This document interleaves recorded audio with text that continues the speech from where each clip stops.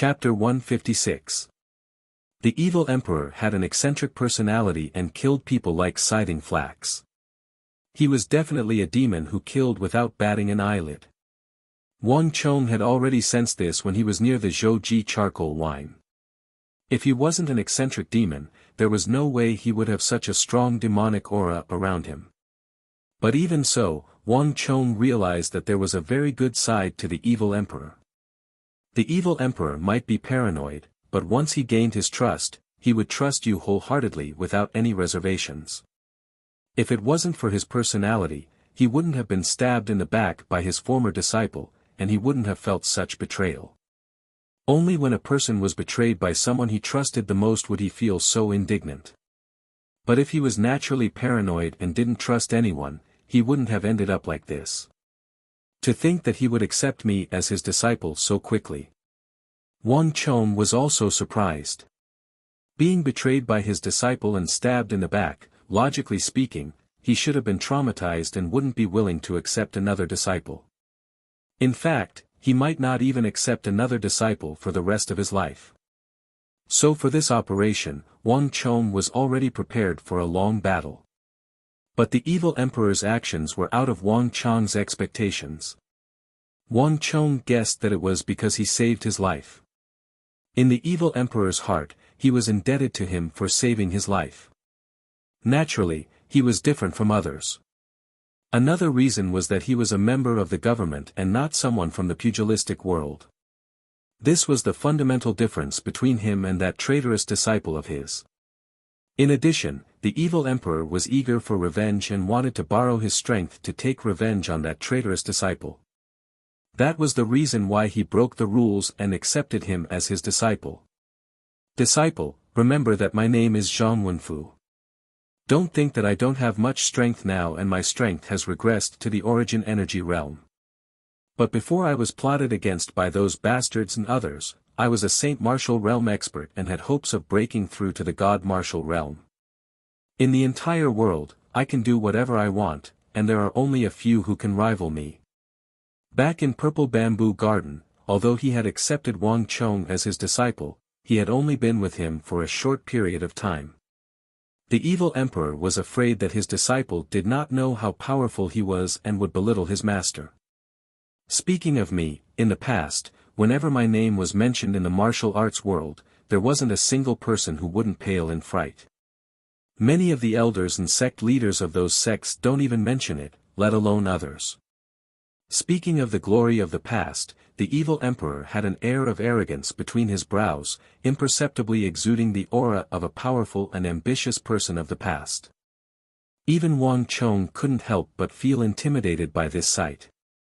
The evil emperor's aura was so powerful that it could swallow the heavens and the seas, and he looked down on everyone with disdain. It was completely natural. To have such an imposing manner even when he was in dire straits, one could only imagine how powerful he was when he was at his peak. By the way, you still don't know my name, right?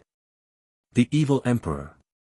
Wang Chong was just listening when he suddenly heard those words, and he almost blurted it out. Of course he knew his name, and he knew quite a bit about it. Fortunately, he reacted in time and bit his tongue. Otherwise, he would be in deep trouble. My name is Evil. Sigh, you can call me the evil emperor from now on. As the evil emperor spoke, he seemed to have thought of something and sighed deeply. He suddenly changed his mind. This time, Wang Chong couldn't help but be shocked. So the evil emperor isn't his real name. Wang Chong was surprised. He had always thought that the evil emperor's real name was the evil emperor, but it seemed like that wasn't the case at all. The evil emperor was just a name he made up on the spot. It was as if he wanted to cut himself off from his previous self. My disciple, I have a question for you, and you must answer it seriously. The evil emperor suddenly looked at Wang Chong with a solemn expression.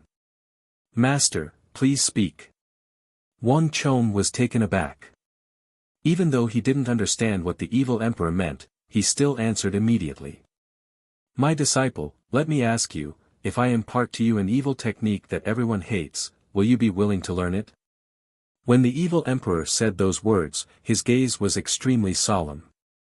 The atmosphere in the room also became incomparably heavy with his words. Yes. Wang Chong thought about it seriously for a moment before replying.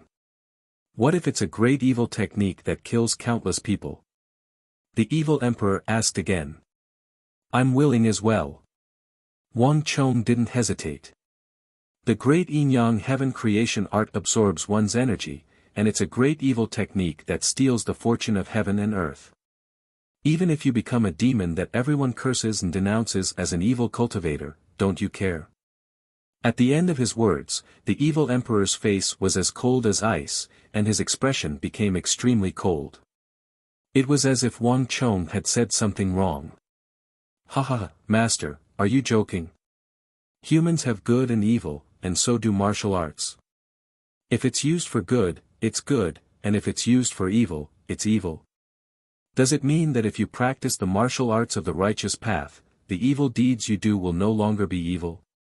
At this moment, Wang Chong straightened his back and laughed.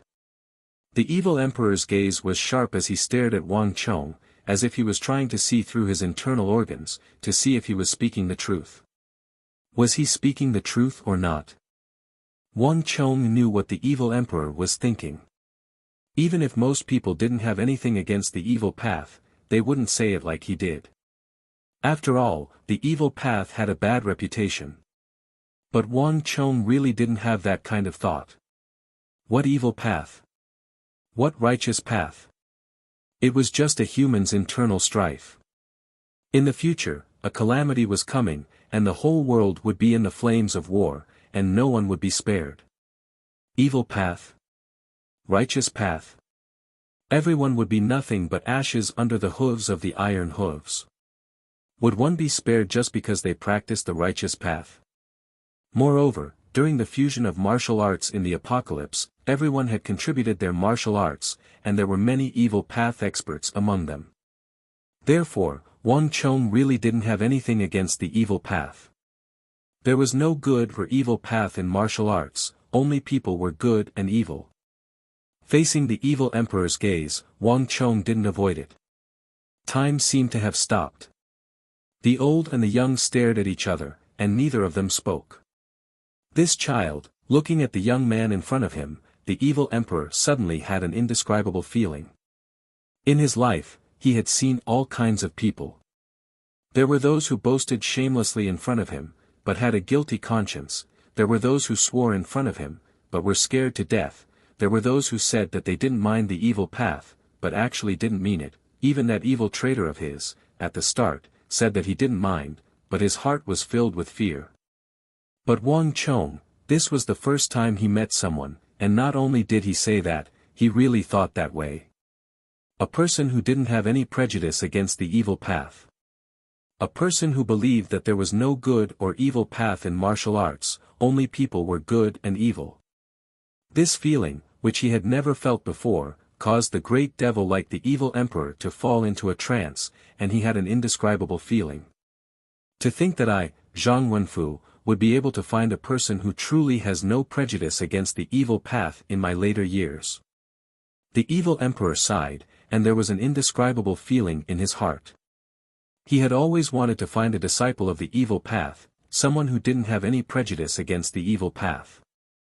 But it was a pity that after searching for so many years, even the few disciples that he had carefully selected were all people who said one thing and meant one thing. In the end, the evil emperor almost lost all hope and completely gave up.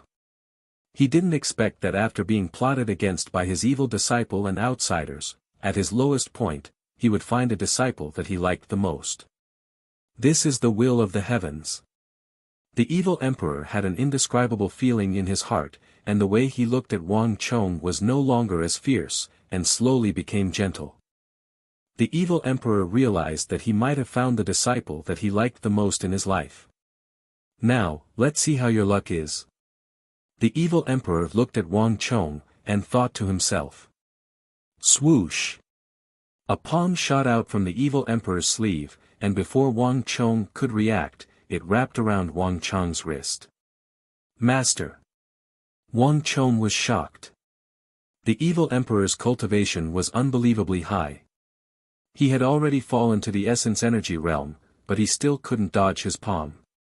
Thinking about it, this was the third time that the evil emperor had made a move on him. But soon, Wang Chong realized that the evil emperor didn't have any ill intentions. His palm slid around his body, pinching the ends of his bones, the tips of his bones, and the joints. Wang Chong wasn't unfamiliar with this technique, as those seniors had tried it on him before. This was a bone-feeling technique, and it was used to measure a person's bone frame.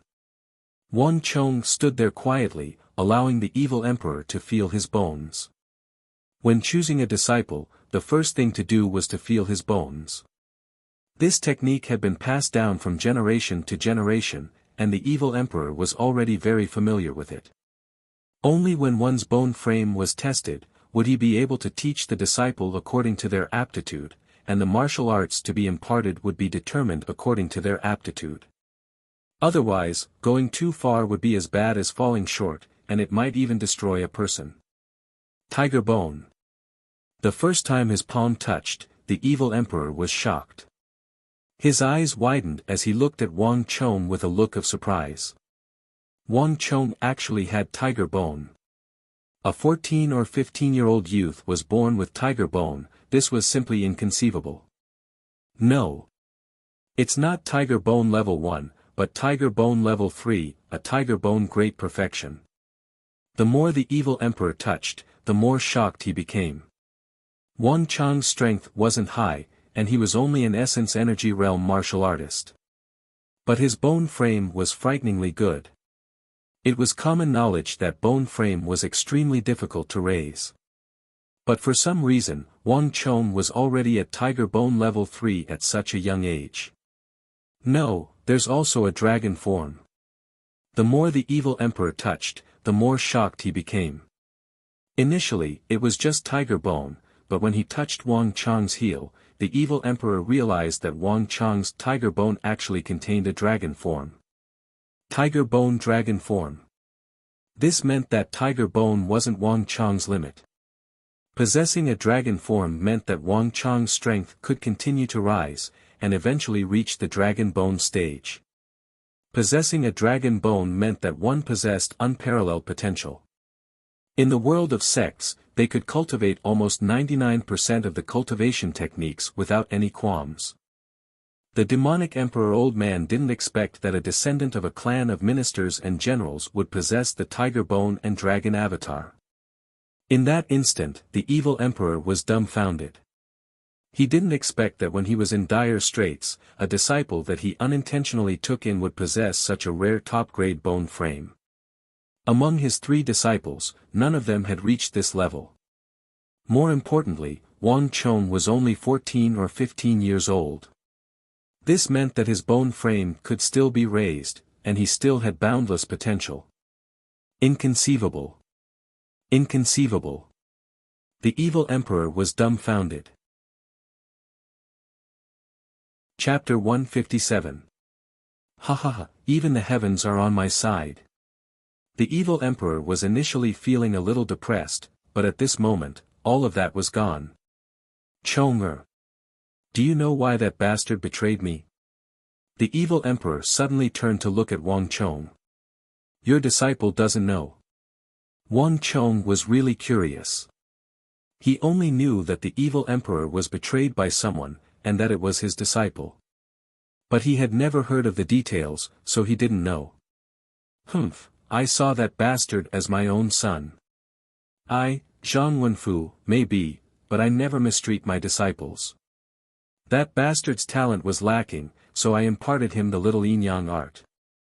But he thought that I was hiding something and purposely didn't impart it to him. He colluded with outsiders to betray me and assassinate me. That bastard didn't even think about it. Given his aptitude and talent, he had missed the best period to temper his aptitude. If I had imparted that secret art to him, he would have long gone berserk and died. To think that I treated him well. Yet, he tried to assassinate me. They're trying to kill me. Thinking of the past, the evil emperor couldn't help but feel resentful. Wang Chong fell silent. The evil emperor wasn't a good person, but he felt that he had nothing to say to the people around him. He had nothing to say to the people around him. Perhaps, he deserved what happened to him today. But no matter what, it was not his disciples' turn to deal with him. Master, don't worry. I will definitely avenge you. Wang Chong said solemnly. Ha ha ha, good. Chonger, I didn't misjudge you. Your words are more than enough. The evil emperor said happily as he took out his belt. It was at this moment that Wang Chong realized that the evil emperor's belt was actually a whole different world. It looked like an ordinary belt, but there were actually several secret chambers within it. The demonic emperor old man opened the secret chamber and took out a heavy, black pill about the size of a thumb. What is this? Wang Chong was greatly surprised. Humph, this is the last dragon transformation pill I have. Only those who had reached Tiger Bone 3 Dan perfection stage could use it. I was originally prepared to give it to him as long as that bastard behaved obediently and cultivated his root bone to the 3rd level of perfection of the Tiger Bone. After observing him for a period of time and finding that there were no problems with him, I was going to give it to him. But this evil creature was too impatient. This dragon transformation pill is destined to have no fate with him. As the evil emperor spoke, he generously handed over the dragon transformation pill in his hand. Now, I will officially give you this dragon transformation pill. Chonger, consume this pill and you'll be able to reach the Dragon Bone realm. At that time, I will teach you martial arts. Thank you, Master. Wang Chong was overjoyed. He had thought that it would take a long time for him to reach the Dragon Bone realm. Who would have thought that happiness would come so unexpectedly? He would actually receive the dragon transformation pill from the evil emperor. After swallowing the dragon transformation pill, a majestic aura erupted from Wang Chong's body. This aura was incomparably sharp, and it carried with it a tyrannical and destructive power. The pills of the unorthodox are indeed different. This was the only thought that flashed across Wang Chong's mind before he exploded. Kacha kacha, the crisp sound of bones cracking echoed from within his body. Wang Chong felt as though every single cell in his body was burning with a blazing flame. Hold your breath and rein in the medicinal energy within your body. Don't move recklessly. An authoritative voice sounded beside his ear. Wang Chong's heart skipped a beat and he immediately stopped moving. A palm pressed on his Ming Men from behind. With a light pat, a warm surge of origin energy flowed into his body. Changing to another spot, the palm struck once more, and another surge of origin energy flowed into his body. Under the assistance of this external force, the blazing flames within Wang Chong's body felt as though a cold spring had been poured over him, and he immediately felt much better. Time passed slowly, and Wang Chong soon entered a tranquil state. After an unknown period of time. The crisp roar of a dragon suddenly echoed in the air. The air behind Wang Chong blurred, and a vague silhouette of a serpentine dragon could be vaguely seen. The serpentine dragon danced in the air, and it didn't take long for it to vanish. At the same time, Wang Chong opened his eyes, and a brilliant glint gleamed in them. I've finally reached Dragon Bone Realm. Wang Chong spread open his arms, his heart filled with joy. Soaring dragon in the sky, hidden dragon in the depths. Even though his cultivation was only at Dragon Bone 1 Dan, it was a qualitative change to Wang Chong's cultivation. At this moment, Wang Chong felt his body brimming with energy. His endurance, stamina, and explosiveness had all increased significantly. Even though he was still at Origin Energy Tier 7, his foundation was incomparably sturdy. I've finally reached a realm that I couldn't reach in my previous life. Wang Chong thought to himself, overjoyed. With the dragon bone formed, he would no longer be restricted by his root bone anymore. Good, you've finally succeeded. To be able to reach such a level of cultivation at 15, your future is bound to be limitless. An old voice sounded from behind. The evil emperor's face was pale, and his voice was weak. Thank you, Master. Looking at the weakened state of the evil emperor, Wang Chong was moved. Master, rest assured. Even if the entire world betrays you in the future, Wang Chong will never betray you. Hehe, I'm glad to hear your words. This is the foundation establishment page of Little Yin Yang art. Every cultivation technique has to be cultivated step by step, be it the righteous or unorthodox. Once you've built your foundation, I'll impart you the real Little Yin Yang art. Only after you've mastered the Little Yin Yang art can I impart you my true secret art. Thank you, Master. Wang Chong didn't disturb him any further. After collecting the foundation establishment page of Little Yin Yang art, he left Shanhai and Meng Long behind to guard the purple bamboo garden before bidding farewell, paying respects to Master.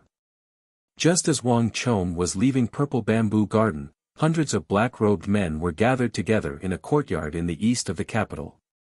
These men exuded a strong demonic aura, and they knelt down toward a masked black-robed young man on the roof. The walls of the courtyard were deep, and tall trees surrounded the area. No one would be able to notice this place from the outside. Listen up, all of you. On the roof, the masked black-robed young man exuded a cold aura. He raised his head and placed his hands behind his back. His expression was one of arrogance. That old fellow isn't dead yet. I want you all to infiltrate the capital of the Tang dynasty and search through every single street and alley. That old fellow's demonic cultivation technique is something that can't be washed away.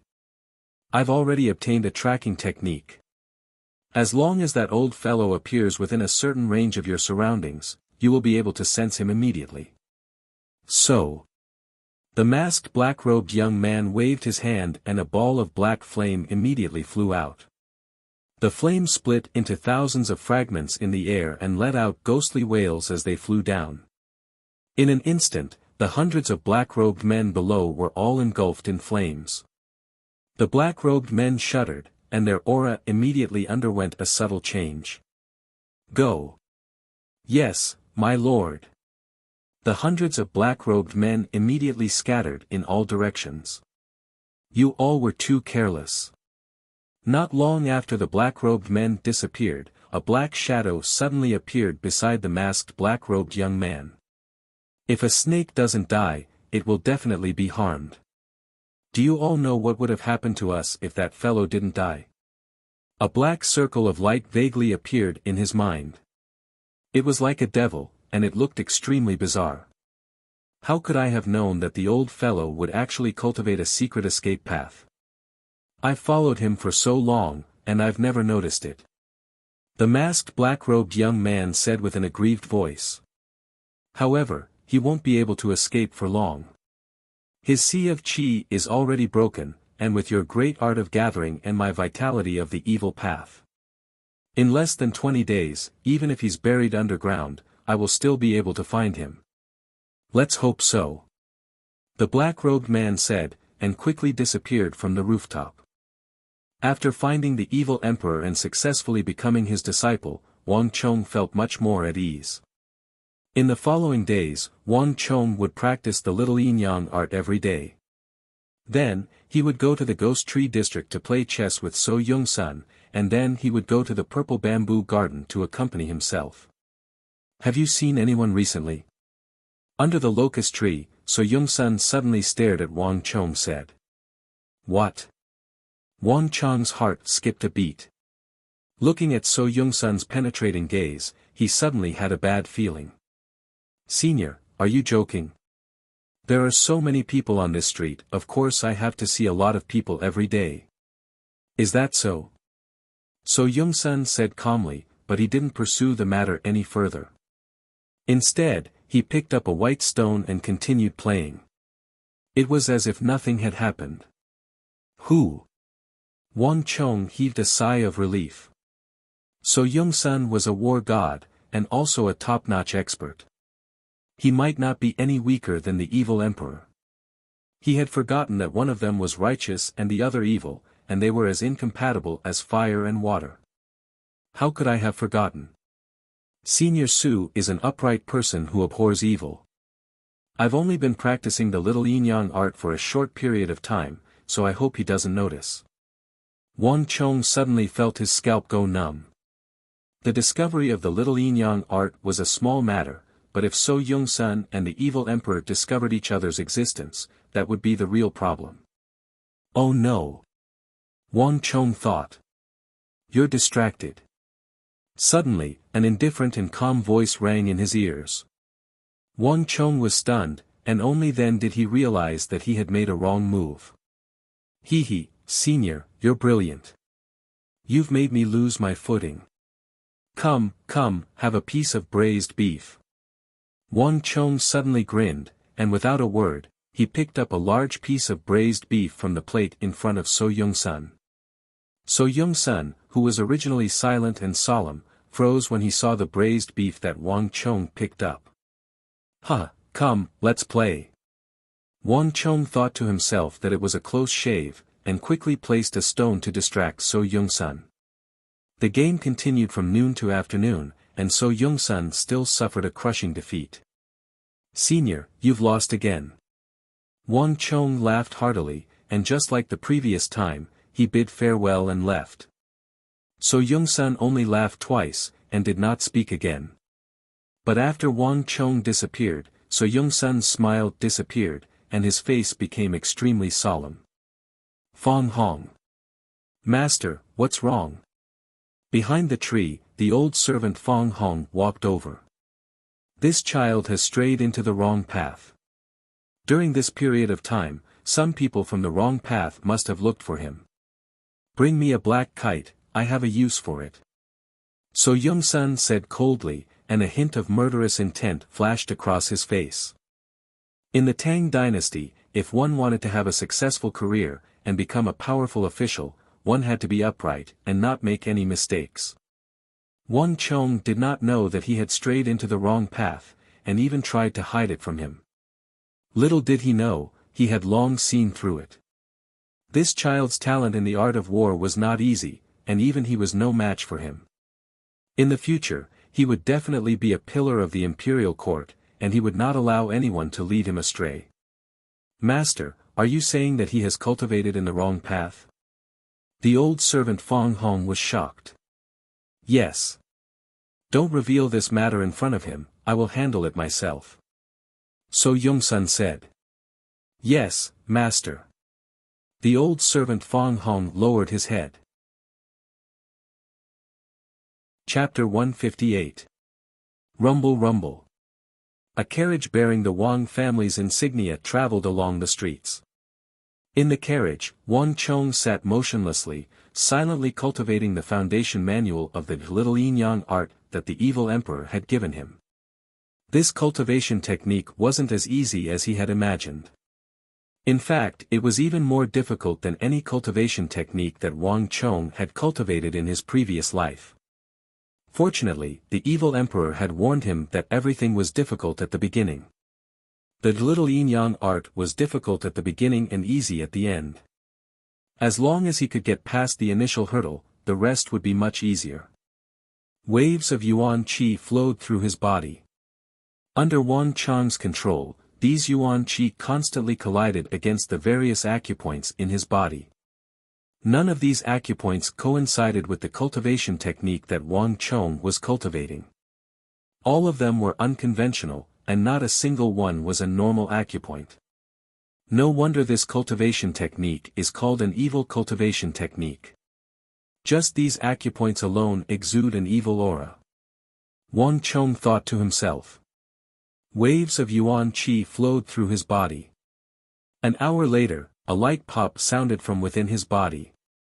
Finally, a new acupoint in Wang Chong's body was slowly opening up. With the opening of this acupoint, the yuan qi in Wang Chong's body also grew thicker. Wang. Just as Wang Chong was immersed in the breakthrough he had just achieved, the origin energy in his body suddenly fell into disarray. This feeling. Wang Chong's eyebrows twitched. Stretching out his right hand, he pulled open the curtains and looked behind him. Amidst the dense crowd, Wang Chong immediately saw a cold and suspicious-looking man staring in his direction. On their bodies, Wang Chong could sense a familiar aura. It's someone from the evil path. A thought flashed across Wang Chong's mind. He immediately understood what was going on. In the distance, the other party quickly retracted his gaze. But to Wang Chong, this was enough. Change direction, southeast. Wang Chong knocked on the carriage. After so many days, this was the first time he encountered someone following him. Let's go and take a look. In the crowd, two figures followed closely. The carriage passed through the streets and alleys, but it did not go to Purple Bamboo Garden. Instead, it went to an increasingly remote place. Hey, he asked for it. It just so happened that we couldn't find an opportunity to make a move, but he actually gave us the opportunity himself. Although this kid isn't that old fellow, for him to be able to cause Milord's Yuan Qi to fluctuate, he definitely has something to do with that old fellow. As long as we capture him, we'll definitely be able to get the location of that old fellow's land. That the two of them sped up and followed closely behind. Their speed was no worse than Wang Chong's carriage. In just a short while, the surroundings became densely forested, and the number of pedestrians gradually decreased. In the distance, one could faintly hear the sound of pigs being slaughtered. This was a slaughterhouse. Because there were a lot of animals, other than the butchers and the vendors who delivered the goods in the evening, very few people would come here. Creak. When they were about 1,000 meters away from the slaughterhouse, Wang Chong's carriage came to a stop. Courting death. Behind him, the two disciples were overjoyed. They unsheathed their swords and charged at the carriage without hesitation. But even though they were fast, Wang Chong was even faster. Boom! The carriage window shattered, and Wang Chong, as one with his sword, shot out of the carriage like a cannonball. Halfway through, he had already used the single-character consecutive slash. His speed was even faster and more vicious than the other two. Not good. Careful, that the two disciples only saw a flash of light, and in the next moment, Wang Chong had already appeared above their heads.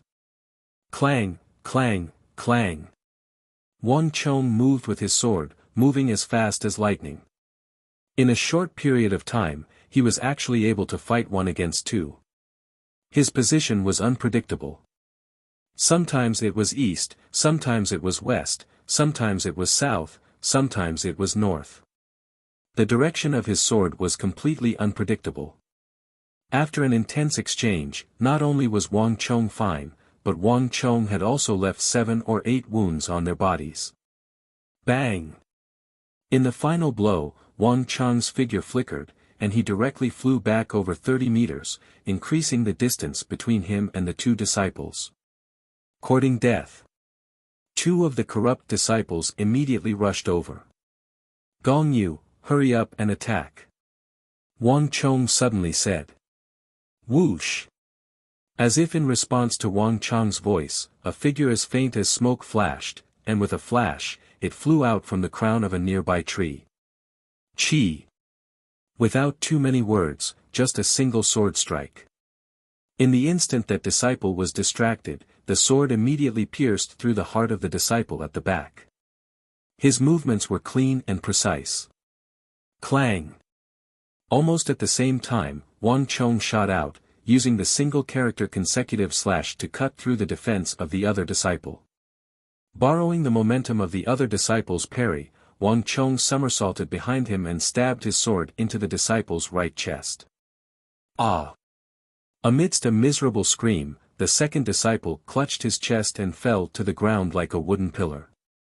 Wang Chong's sword arts were strange, and he was unable to defend against it at all. Speak, who are you people? Why are you following me? Wang Chong stepped on the disciple, and with his right hand, he placed his sword on the disciple's neck. With a slight movement, a stream of blood immediately flowed out. Pooey! Do you think that I will tell you? Wang Chong spat out a mouthful of blood, and the disciple's face was filled with rage. Heh, don't worry, you will tell me. Wang Chong said calmly as he turned around. Gong Yu, I'll leave this person to you. As an assassin, obtaining intelligence was also one of their skills. Wang Chong didn't have to wait for too long before Mayase Mayaka managed to obtain the intelligence she wanted from the other party. Master, there's a problem. The other party seems to have sent quite a few people to investigate an old man. These people are just one of them. On top of that, they seem to have a unique method to sense that old man. Mayase Mayaka walked over with a bloodied sword in her hand. There were some things that she didn't reveal. While those people were looking for an old man, they managed to track down Wang Chong. Clearly, Wang Chong had some kind of relationship with that old man. I understand. You should return for now. I'll deal with this matter myself. Wang Chong waved his hands. Mayase Mayaka nodded before retreating into the surrounding forest, disappearing from sight. Only Wang Chong was left standing on the spot, deep in thought. Those fellows sure came quickly. Wang Chong stood alone in the clearing, his head raised, his mind in thought. In front of Mayase Mayaka, Wang Chong didn't reveal the truth. But Wang Chong knew that the master that the two unorthodox disciples spoke of was probably the traitor that the evil emperor spoke of. More than 300 men, and they're able to lock onto their location through their aura. If that's the case, the purple bamboo garden isn't safe anymore. Recalling the evil emperor, Wang Chong couldn't help but worry. This won't do. I'll have to discuss this matter with master first. Wang Chong immediately set off. He knocked Mayase Mayaka unconscious and threw her into the carriage before heading back to the purple bamboo garden. That's about it. A moment later, in the purple bamboo garden, Wang Chong recounted everything that had happened along the way. At the same time, he tossed the captured unorthodox disciple to the ground. Facts spoke louder than words. Tossing the unorthodox disciple to the ground was more convincing than anything else. That traitor. Looking at the unorthodox disciple on the ground, the evil emperor's body trembled in anger. How could he possibly not recognize the technique that he had imparted to him? The cultivation techniques that these people were using were all from his lineage. Do you really think that I won't be able to deal with him just because my Qi has been destroyed? The evil emperor stretched out his palm, and a black aura immediately seeped out from the unorthodox disciple's body and seeped into the evil emperor's body. The unorthodox disciple's face paled, and his skin swiftly turned gray. Then, he fell motionless. On the other hand, the evil emperor's aura grew a little stronger after receiving this surge of origin energy. Master. Wang Chong was astonished. Even though he had seen the might of the great yin-yang heaven creation art in his previous life, the evil emperor's cultivation was clearly much stronger than his. His cultivation had fallen to the origin energy realm, yet he was still able to absorb the energy from this heretical disciple's body through the air. Chonger, you had better remember this. Our lineage's unorthodox cultivation technique has a total of 4 tiers.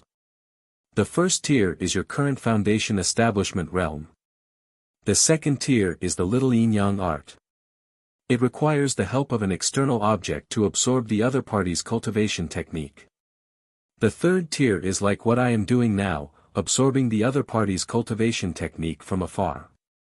Even though my cultivation has regressed, my cultivation hasn't regressed. I can still use it. However, above the third tier, there's still the fourth tier, which is even more powerful. However, I have never succeeded in cultivating it. Legend has it that the founder of our lineage succeeded in cultivating it, and it seems to have something to do with space-time. I have never cultivated it before, so I'm not too sure either.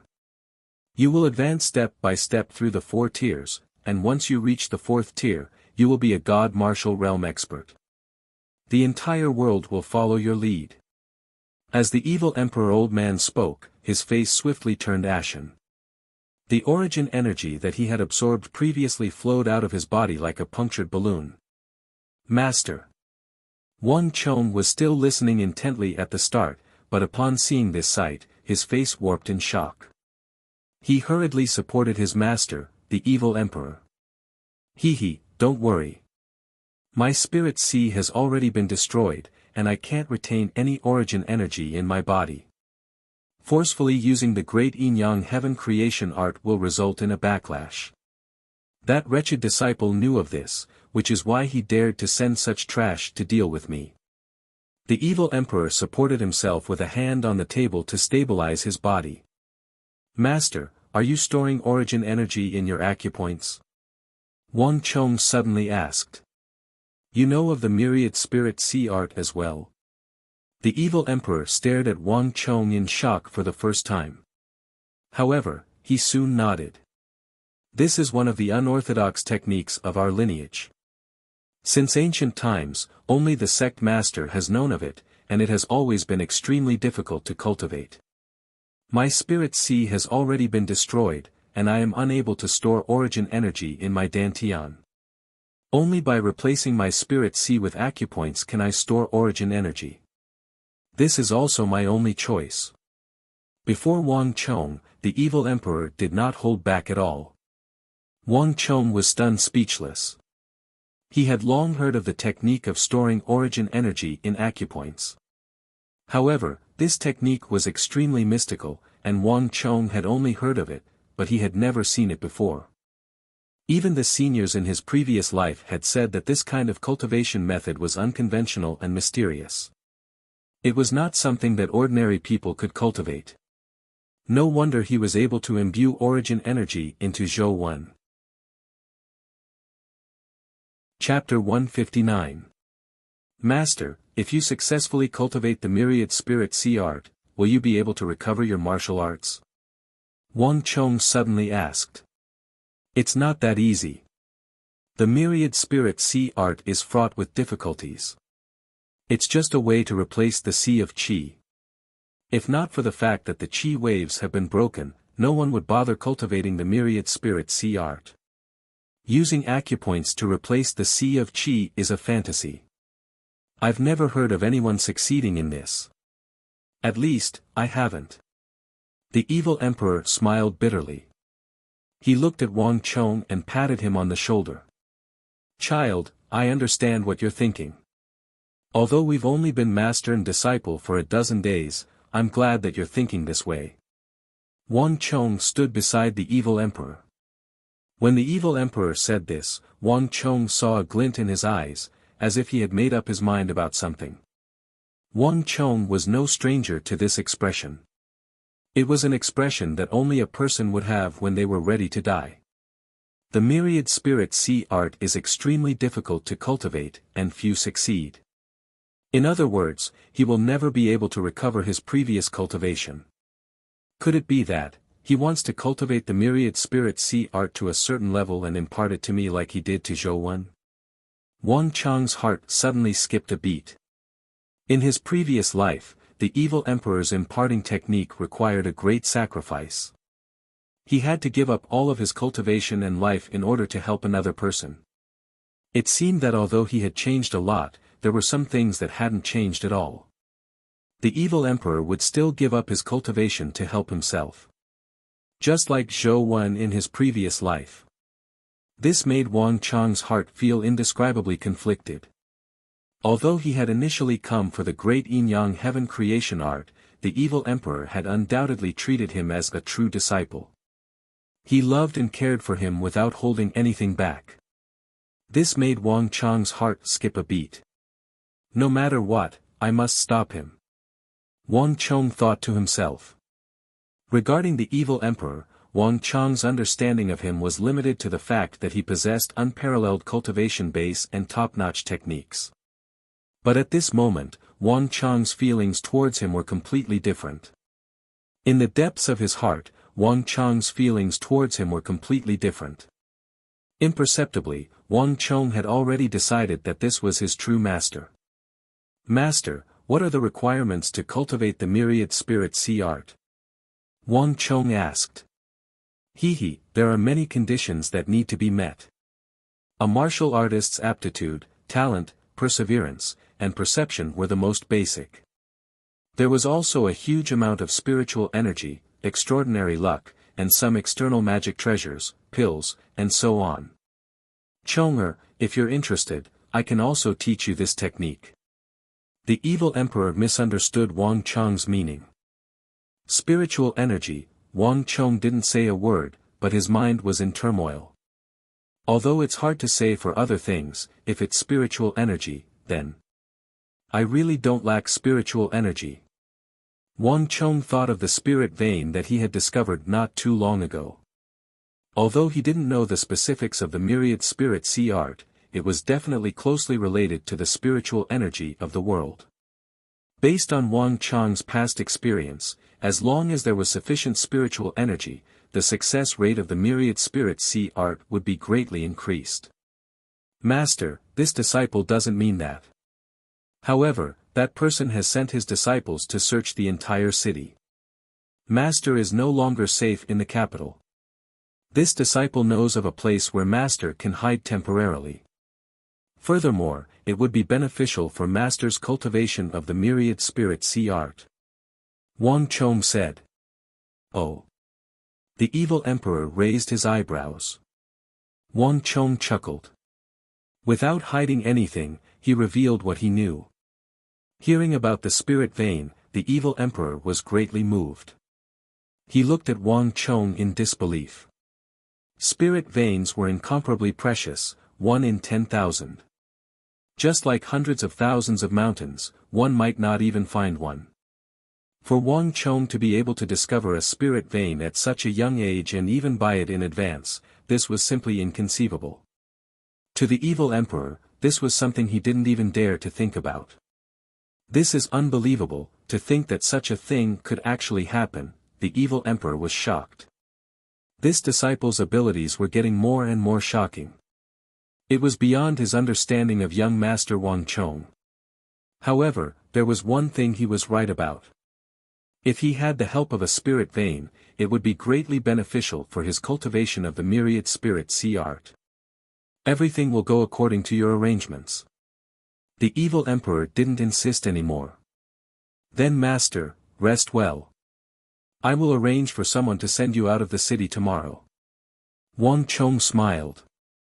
After lingering in the purple bamboo garden for a moment, Wang Chong left. Not long after Wang Chong left in the carriage, the evil emperor retracted his smile and revealed a solemn expression. Walking out of the room, the evil emperor raised his head and looked towards the sky above the purple bamboo garden.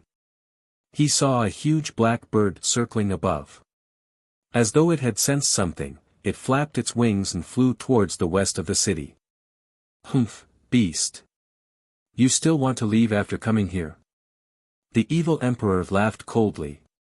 He raised his finger and a wisp of black chi shot out from his finger. This wisp of chi wasn't very strong. It was completely at the origin energy realm. However, for some reason, it was unbelievably pure and condensed. As the chi flew through the air, it didn't dissipate or weaken. It was just like when it shot out from the finger. Pooh! The finger chi pierced through the layers of void, catching up to the black kite in the air, piercing through it. Blood chi burst out in the air, and the black kite's cries stopped abruptly, falling straight down from the sky. Seeing the black kite descend, the evil emperor's expression relaxed slightly. He had long noticed the black kite. Even though he had suffered a huge change and his strength had declined, his mental will, senses were still present.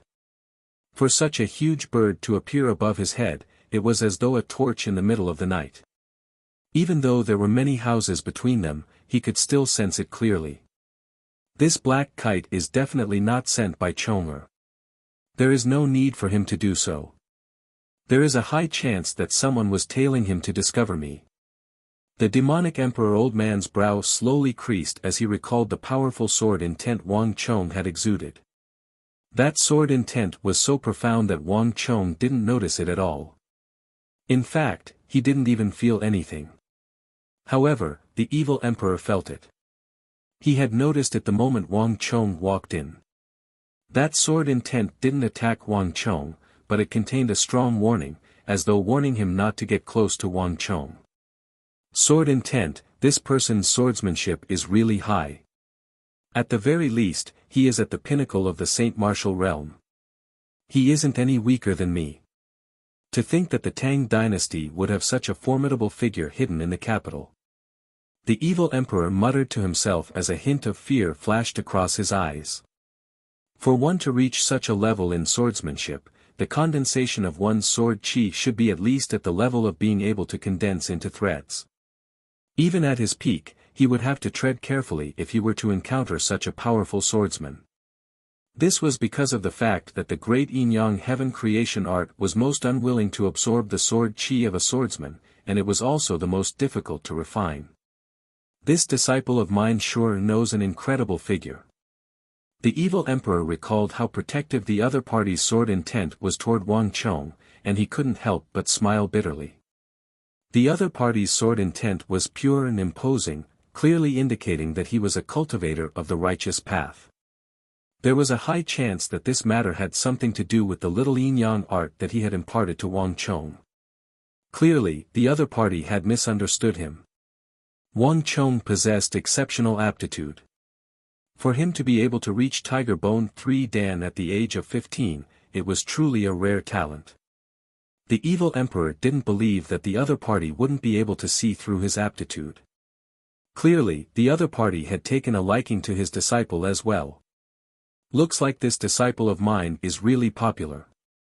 However, it's impossible for me to give up on him. Since you want to snatch him, let's do it on our own. The evil emperor chuckled, and a domineering aura emanated from his eyes. That's right. The other party's swordsmanship was indeed impressive, but the evil emperor wasn't a pushover either. In the past, it would have been a joke if anyone dared to snatch his disciple. Since the other party wanted to take Wang Chong as his disciple, then bring it on. Turning around, the evil emperor placed his hands behind his back and walked into the house. The black kite is dead. Almost at the same moment the evil emperor returned to the house, the war god So Young-sun suddenly opened his eyes beneath a large locust tree in the west of the city. Ah! Beside him, the old servant Fong Hong was shocked. How is this possible?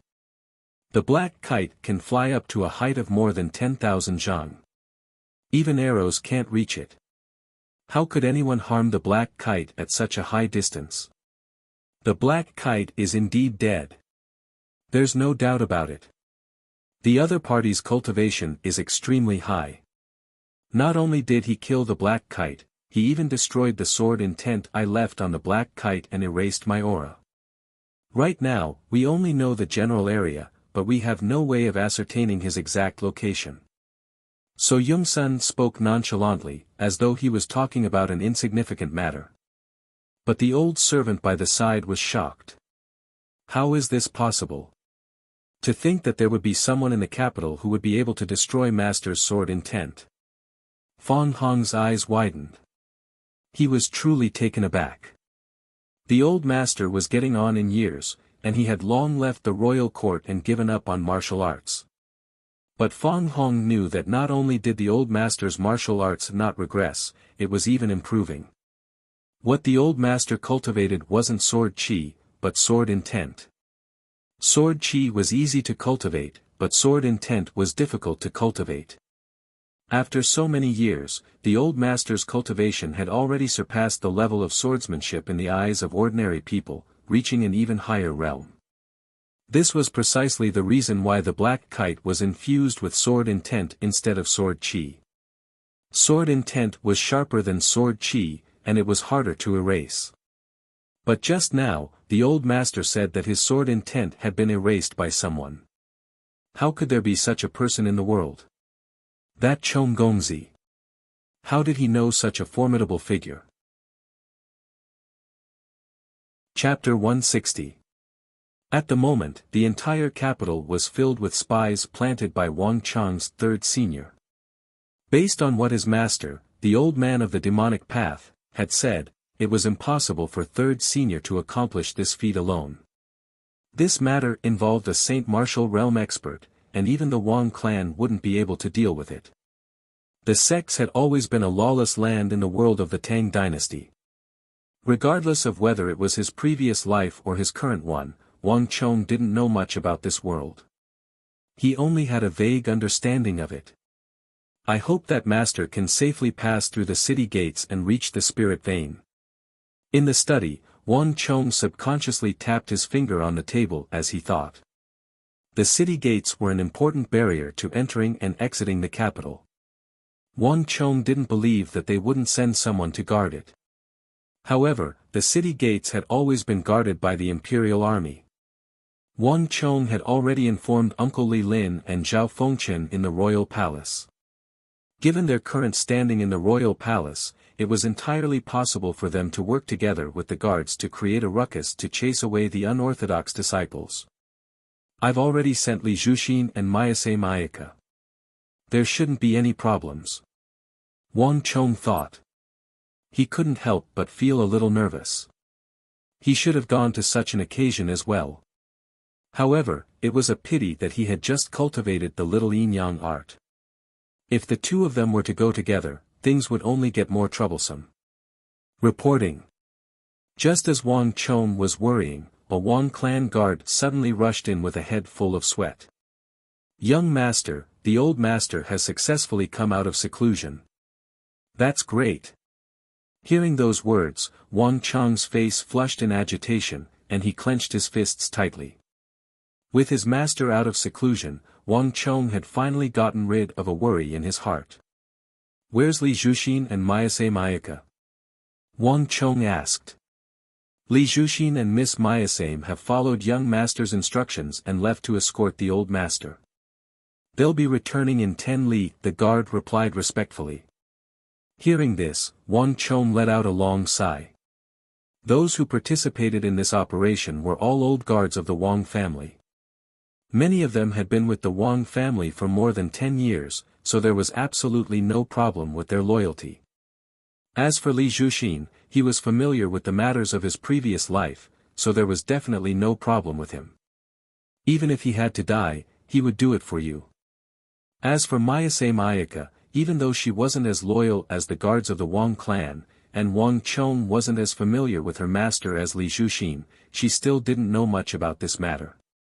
The order that Mayase Mayaka had received was to work together with Li Zhuxin. The rest had nothing to do with her. As long as she still wants to find a solution to the specter steps, her loyalty shouldn't be any lower than Shanhai and Meng Long, Wang Chong thought to himself.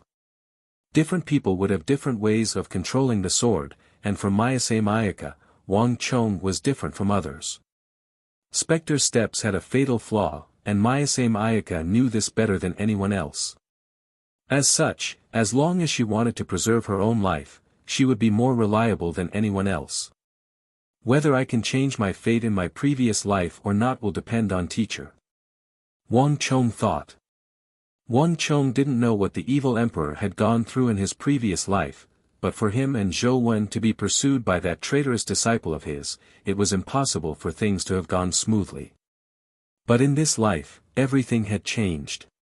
To his first teacher, the massive spirit vein was the greatest form of filial piety that Wang Chong had for him. With the support of a massive amount of spiritual energy, the success rate of his teacher's myriad spirit sea art would definitely be much faster than in his previous life. This was also Wang Chong's greatest hope.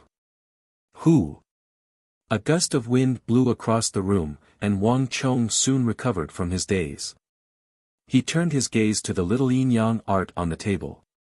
This was the advanced version of the little yin-yang art that the evil emperor had given to Wang Chong after Wang Chong met with the evil emperor in the morning, and it was the complete version as well. Wang Chong wasn't able to cultivate any further than that. The great yin-yang heaven creation art had to be cultivated step by step, and if he didn't cultivate the little yin-yang art to its peak, even if it was given to Wang Chong, he wouldn't be able to cultivate it. Looking at the sutra on the table, Wang Chong fell into a trance. It was a quiet morning. While most people thought that everything was peaceful, not many people knew that a commotion had occurred at the capital's gates. The commotion left as quickly as it came. In the end, they captured a few unorthodox cultivators and locked them in jail. The city gates swiftly returned to normal. I am late. Not too long after the evil emperor left, a tall black figure stood outside the purple bamboo garden, as though a massive sword piercing through the heavens. Looking at the silent and empty purple bamboo garden, a cold glint flashed across So Young-sun's eyes. Perched on his shoulder was a black kite. It had a sharp beak and metal wings, and it looked a little uneasy. And beneath his feet was the corpse of the black kite that the evil emperor had killed yesterday. Staring at the empty purple bamboo garden, So Young-sun finally turned around and disappeared amidst the thin morning mist. Time slowly passed. The demonic Emperor Old Man's departure was like a magnet that drew away all the storms. Wang Chong's life slowly returned to normal. However, unbeknownst to Wang Chong, in a place where he couldn't see, another massive storm was brewing. A few days later. Bang! The door to Wang Chong's study was suddenly pushed open from the outside. A pretty maid appeared at the door, her forehead beaded with sweat. Xiao Zhu.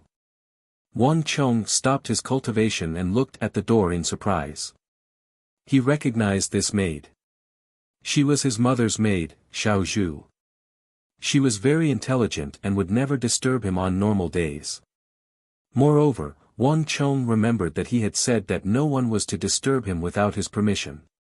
Young master, madam wants you to go to the main hall now. It's urgent, go now.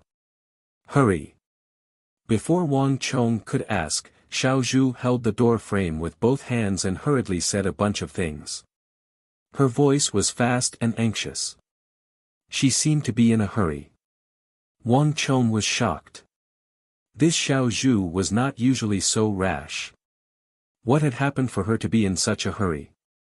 Wang Chong was very curious. Young master, hurry. Xiao Zhu stomped her feet and urged him again. Seeing that it was his mother's order, Wang Chong did not dare to delay. He took off his loose training clothes and changed into a new one. Then, he hurriedly followed Xiao Zhu to the main hall. It seems like it. The door to the main hall was tightly shut. 20 zhang away, Wang Chong's nose twitched. Suddenly, he caught a strong scent of incense in the air. This is the scent of high-grade Dao incense. Why would there be Dao incense in the house? What kind of esteemed guest is here? Wang Chong suddenly recognized it and was astonished. The houses of nobles, and the rich would all have Dao incense. However, the Dao incense in the house of nobles was different. Usually, only extremely esteemed guests would use it. In Wang Chong's impression, even the king of Song wouldn't use this Dao incense when he visited the Wang clan. But now, Wang Chong actually caught the scent of Dao incense. What in the world is going on? Wang Chong's curiosity was piqued. Jia. Pushing open the door, Wang Chong immediately saw his mother kneeling on the ground, a respectful expression on her face. Around her were the maids, and servants, all of whom were also kneeling. Before her stood a palace eunuch with cloud patterns. Behind him were more than 10 chamberlains of imperial insignia, dressed in golden armor and exuding a powerful aura. When Wang Chong pushed open the door and walked in, the creaking sound attracted everyone's attention. Many pairs of eyes looked over from all directions. Wang Chong's eyes met with the palace eunuch, and his heart skipped a beat. His face immediately warped. This was a eunuch of the palace. And a yellow-robed eunuch at that. Yellow was the color of dragons. In the palace, there was only one kind of eunuch who dared to wear such cloud patterns. And that was the head eunuch who served the holy emperor. This was the first time Wang Chong had seen one in his life. Unfilial son. Hurry up and kneel before me. His mother's stern voice sounded from the guest hall, fearing that she would anger the head eunuch of the palace. Wang Chong's face darkened. He hurriedly stepped over the door sill and walked in. Greetings, eunuch. Wang Chong walked over and hurriedly bowed, his mind a little uneasy. Even though they were eunuchs, they represented the emperor. If there wasn't anything important, they would never appear outside the palace. Gongzi, receive the decree. The head eunuch glanced at Wang Chong and said calmly. His face was expressionless, giving off an unfathomable feeling. Just like his mother, Wang Chong knelt down. However, his target wasn't the head eunuch, but the yellow imperial decree in the latter's hands. By the will of the heavens, the emperor declares, the young master of the Wang clan, Wang Chong, is to enter the palace immediately to meet the emperor. Thus, the head eunuch picked up the imperial decree on the silver plate, opened it, and read it out before Wang Chong and his mother. There was only a simple sentence on the imperial decree, and after that, there was nothing else. That's it? Wang Chong raised his head and looked at the head eunuch in astonishment. Gongzi, what are you waiting for? Hurry up and receive the decree. The head eunuch looked at Wang Chong with disdain. Seeing that Wang Chong was looking at him, his snow-white eyebrows furrowed in displeasure. Wang Chong, receive the decree. Wang Chong hurriedly stood up, lowered his head, and respectfully received the imperial decree from the head eunuch. Only then did the head eunuch nod his head in satisfaction. Gongzi Wang, hurry up and take a bath. Follow me into the palace to meet the emperor. Wang Chong understands. Thank you, eunuch. An incense's time later, Wang Chong finally walked out of the Wang family residence. He was dressed in a white robe, a purple gold crown, and a jade pendant. The courtyard was silent.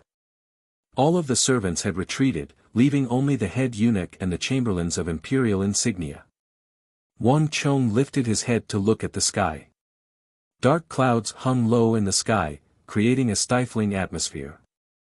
The wind is blowing. Wang Chong looked up at the sky and muttered to himself. At that moment, at a place where his eyes couldn't see, Wang Chong suddenly caught a whiff of the wind. Who? As though responding to Wang Chong's thoughts, a powerful gust of wind swept the fallen leaves across the courtyard, causing Wang Chong's robe to flutter. Amidst the rustling of the leaves, Wang Chong stepped into the carriage in the courtyard. Chapter 161. The carriage of the palace was extremely luxurious, and the floor was covered with a golden and red Persian carpet. It was said that during the era of Emperor Taizong, the Western Abbasid Caliphate royal family presented it to Emperor Taizong.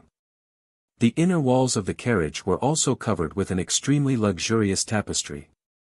The entire carriage was beautiful and extremely comfortable. However, Wang Chong wasn't in the mood to enjoy it. Seated in the carriage, Wang Chong's heart was in turmoil, unable to calm down for a long time. Regardless of whether it was his previous life or this life, the current holy emperor was a legend of the Central Plains, a myth. At the same time, he was also the greatest emperor in the history of the Central Plains. It was in his hands that the Tang Empire made great efforts to govern and put good officials in important positions. Thus, the Tang Empire reached its current level of political and military success. It was prosperous and was worshipped by people from all over the world. The wealth of the entire Tang dynasty allowed it to dominate the world and look down on all the other countries. It was under his hands that the entire Tang dynasty became the most powerful era in the history of the Central Plains. However, it was also this person who, in his later years, indulged in wine and women, neglected the affairs of the court, placed treacherous officials in important positions, alienated the capable, and pushed the empire into the abyss of destruction. It was the same person, but how could he change so much? His earlier and later years were like two different people. This was the deepest doubt in Wang Chong's heart, as well as an unsolvable riddle in the hearts of the future generations. In his previous life, Wang Chong was just an ignorant profligate scion. He couldn't even enter the royal palace, needless to say, meet the emperor. Later on, when Wang Chong came to his senses and worked hard, the Wang clan had already declined. He didn't even have the qualifications to meet the officials of the royal court, needless to say, the holy emperor. Later on, when Wang Chong finally became the Grand Marshal of the Central Plains, the greatest holy emperor in the history of the Tang dynasty had already turned into smoke, disappearing into the dust of history. For his entire life, Wang Chong was destined to never meet the greatest holy emperor in the history of the Tang dynasty. This was the deepest regret in Wang Chong's heart. However, as a person who had lived 2 lives, everything had changed. This was the first time Wang Chong had entered the palace to meet the emperor. "I wonder why your majesty is looking for me?" Wang Chong felt uneasy. As he sat in the carriage, countless thoughts flashed through his mind. Wang Chong had some vague guesses in his heart, but he could not confirm them. The summons this time was too sudden. Just as he was feeling apprehensive, the carriage suddenly stopped. A faint sound came from outside. "Greetings, eunuch Hai." Lord Wang, that it seemed like someone had stopped the carriage. The carriage of the palace was no small matter. This person actually dared to stop the carriage of the palace. His identity was definitely no small matter. "Uncle." After listening for a while, Wang Chong abruptly sat up, greatly surprised. One of the voices belonged to the head eunuch, and the second voice was Wang Chong's big uncle, Wang Zhen. Wang Zhen was an influential official in the royal court, and he had the authority to discuss politics. His position was high, and his standing was extremely high.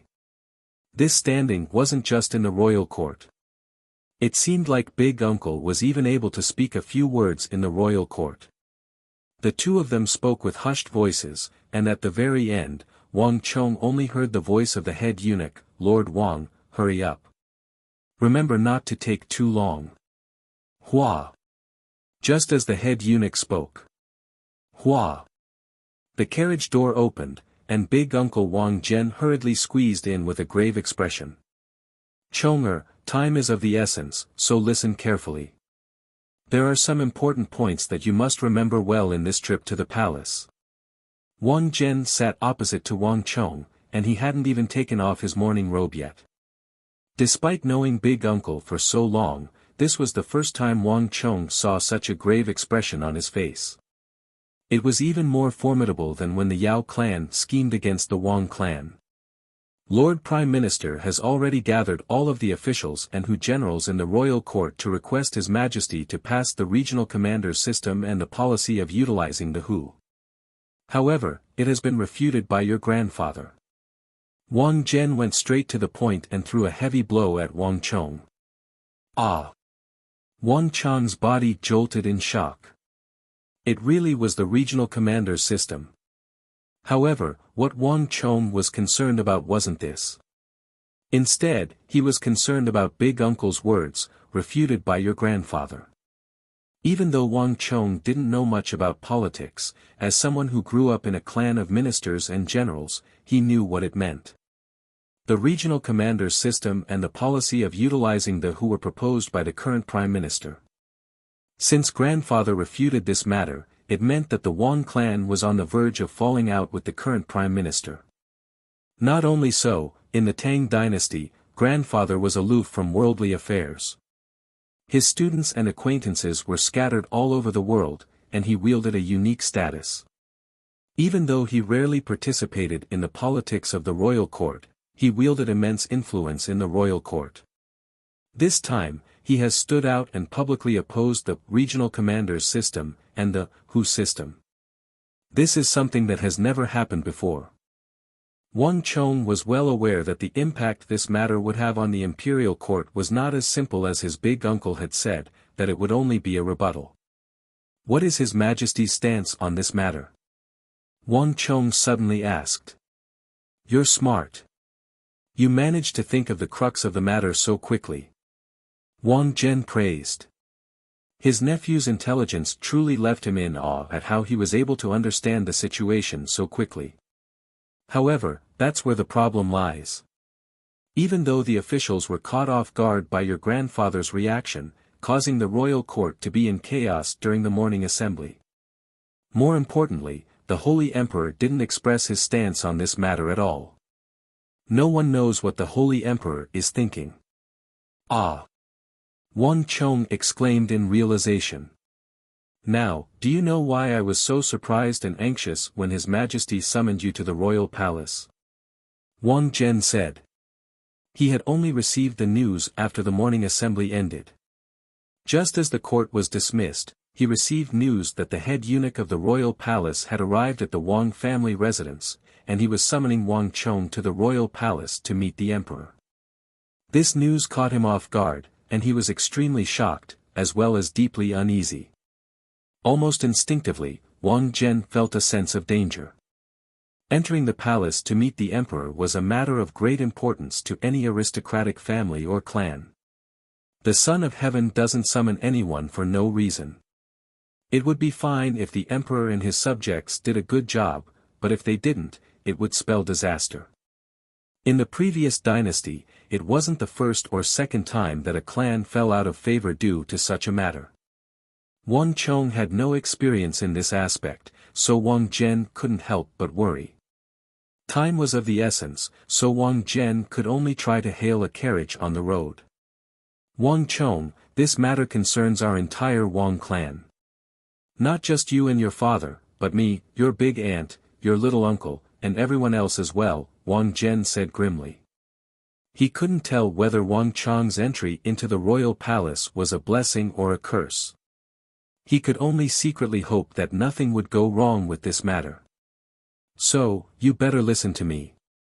Once we enter the royal palace, answer whatever His Majesty asks you. Even if you don't know anything, you must say that you don't know anything.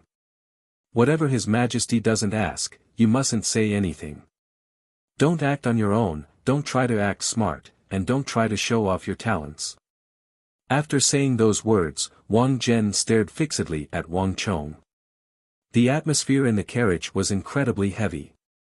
Wang Chong could sense the worry in his big uncle's heart. Even with his eyes closed, Wang Chong could sense the unease in his heart. The summons of the Son of Heaven is no small matter, especially when this matter involved the current Prime Minister, grandfather, and all the civil and military officials in the court, as well as the Han and Wu. More importantly, this matter involved the future fate and lifeline of the great Tang. Big uncle, don't worry. I know what I should do. Wang Chong closed his eyes, and after a moment of silence, he spoke. His expression was calm, and it gave people a strong sense of influence. It's good that you understand. Wang Zhen was taken aback for a moment before nodding his head. After which, he swiftly explained the details of the meeting with His Majesty. Wang Chong listened attentively to his words. Lord Wang, it's time. A sharp voice sounded from outside the carriage.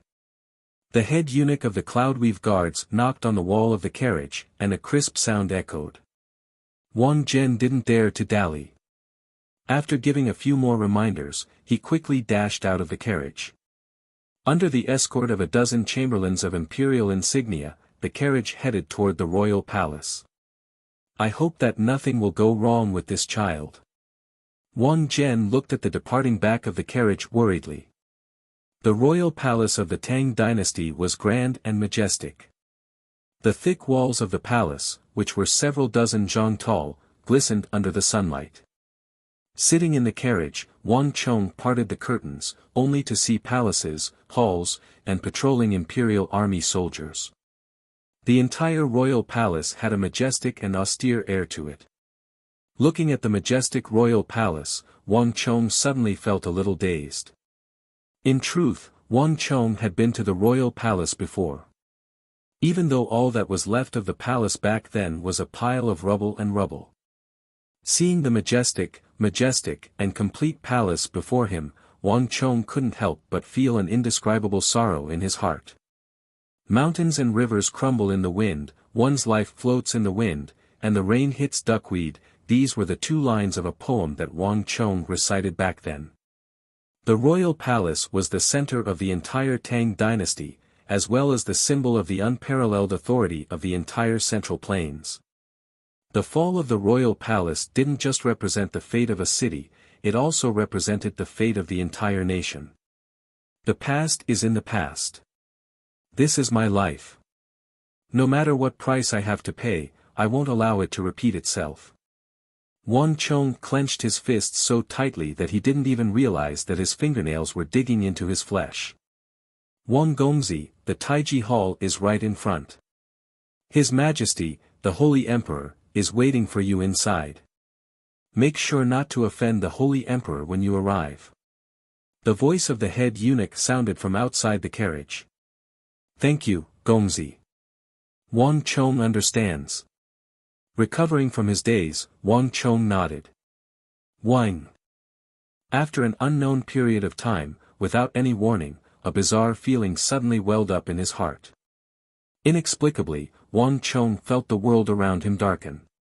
In an instant, a powerful energy that could shake the world gushed toward him. This feeling was as if he had suddenly entered another world from one world. Chapter 162. The pressure was so dense that even the air seemed to have turned into mud. The further he went, the greater the pressure. In just a short period of time, Wang Chong felt the pressure increase exponentially. Young Master Wang, please. We've arrived at the Taiji Palace. At the same time, the voice of the head eunuch came from the front. It was calm and emotionless. Dong!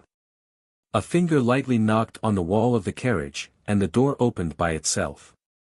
A ray of light shone through the door, but it was silent outside. An invisible tension filled the air. Wang Chong held on to the sides of the door and climbed out of the carriage.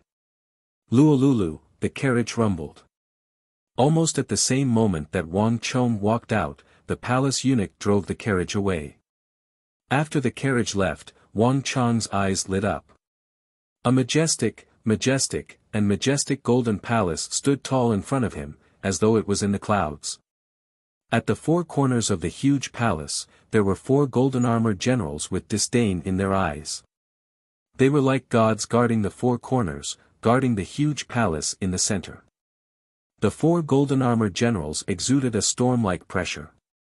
Huge, brilliant, and resplendent halos shot out from beneath their feet, making the hall look like a kingdom of gods. The Emperor's Dragon Guards. A thought flashed across Wang Chong's mind. Dragons had their guards, and so did the Emperor. The four golden-armored generals were the most mysterious of the Emperor's Dragon Guards. Legend had it that each of the Emperor's Dragon Guards was a Saint Martial realm expert, and each of them possessed a secret technique of the royal family. They were the Emperor's most loyal servants and subordinates.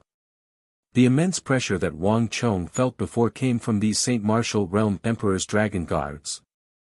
Taking in a deep breath, Wang Chong calmed his mind and raised his head. Nearby, he could see a white jade stairway winding its way up to the massive golden gate of the palace. From afar, Wang Chong saw a few majestic golden words in front of the palace, Taiji Palace. Wang Chong muttered to himself as he recognized the handwriting. Each of these three words weighed more than 1,000 caddies.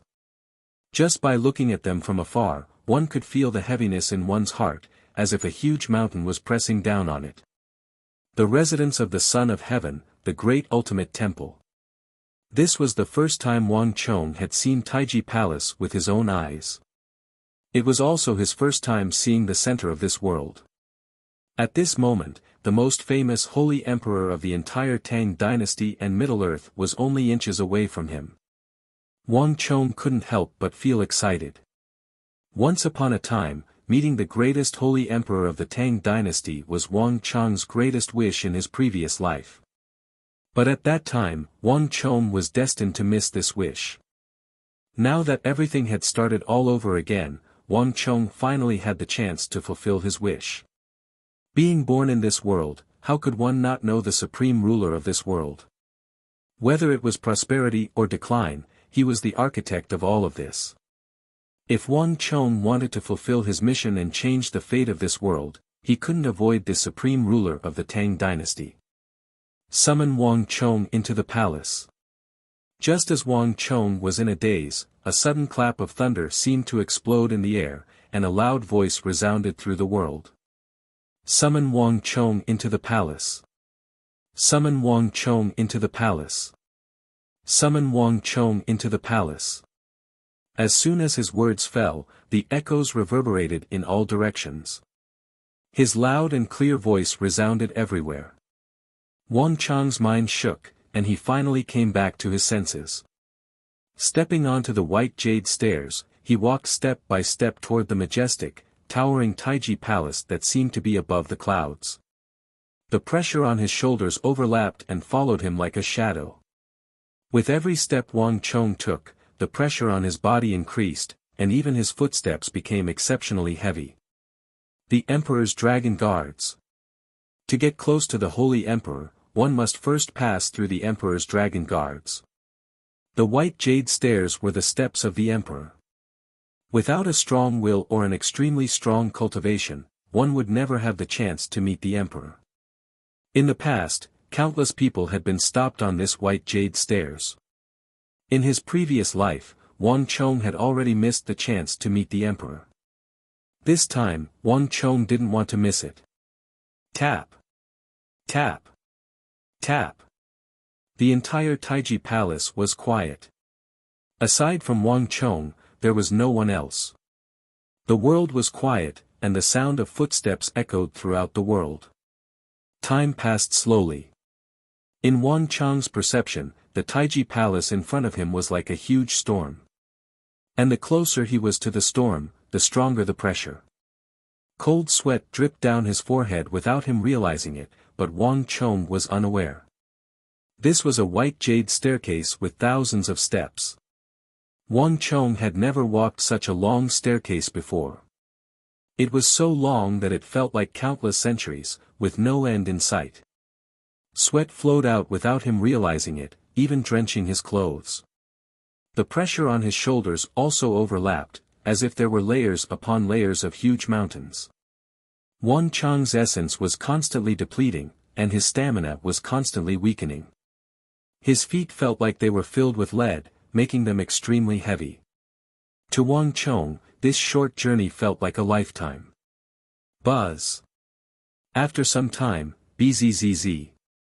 Wang Chang's mind trembled as the world around him suddenly changed. An energy that caused the world to change color, solemn, dignified, and vast, suffused with a supreme aura, erupted in front of him and engulfed the world. Wang Chang's mind trembled as he suddenly snapped out of his daze. Only then did he realize that he had unknowingly reached the end of the white jade staircase. In front of him, a majestic and divine golden hall stood before him. In this hall, Wang Chong sensed an inconceivably powerful aura. Although he had already restrained it, the aura he emanated was still so powerful that it made one's heart tremble. In his previous life, Wang Chong had experienced countless battles of blood and fire. He had experienced countless trials of life and death. His will had long been tempered to become extremely tenacious. However, in front of this aura, Wang Chong could not help but feel a deep sense of reverence. It was as though he was facing the heavens and earth. Before this aura, everyone couldn't help but feel a sense of inferiority. In that instant, Wang Chong couldn't help but fall into a daze. Some distant memories, like dregs, suddenly floated up in his mind at this moment. Inexplicably, Wang Chong once again recalled that controversial topic in his future life, in the world of the Tang dynasty, in the Central Plains, who was the true #1 expert.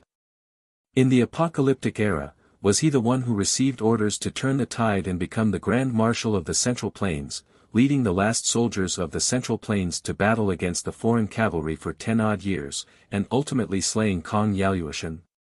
Or was he the one who fought against 10,000 alone, and in the final moments of his life, he valiantly killed tens of thousands of foreign invaders? Or was it someone like his master, the demonic Emperor Old Man, who, though unknown in the imperial court, had shone brightly in the martial arts world, becoming an invincible expert who dominated the world? Or was he the unfathomable, snow-white, and unprepossessing holy monk from the Yuzhan Plateau? In an instant, countless famous figures that Wang Chong knew flashed through his mind. But in the end, they were all denied by Wang Chong. In this world, if there was one person who could suppress everyone else and be called the world's undisputed #1 expert, then Wang Chong believed that this person could, and it could only be one person. The supreme and unfathomable Holy Emperor, the Son of Heaven, of the Tang dynasty. Wang Chong deeply remembered that those seniors who helped him to the position of Grand Marshal had once said that if the Holy Emperor, the Son of Heaven, of the Tang dynasty was still alive, if the greatest emperor in the history of the Central Plains was still alive, if that was the case, this war might turn out to be a completely different situation. Because in the history of the Tang dynasty, the Holy Emperor, the Son of Heaven, was the only one who had managed to reach the divine martial realm and survive. The difference between the holy martial realm and the divine martial realm was like the difference between heaven and earth, between man and God. The two were incalculable. Most of the experts in the holy martial realm did not have the qualification to reach the divine martial realm even at the end of their lives. Among them was Wang Chong of the previous generation. There were various opinions about the Son of Heaven's attempt to reach the divine martial realm in the Tang dynasty.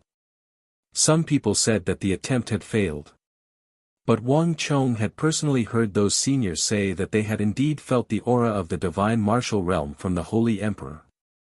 Therefore, whether the Holy Emperor's attempt was a success or a failure, or a half success or a half failure, no one would ever know. Judging from the time, it should have happened not long ago. Wang Chong raised his head and murmured in his heart.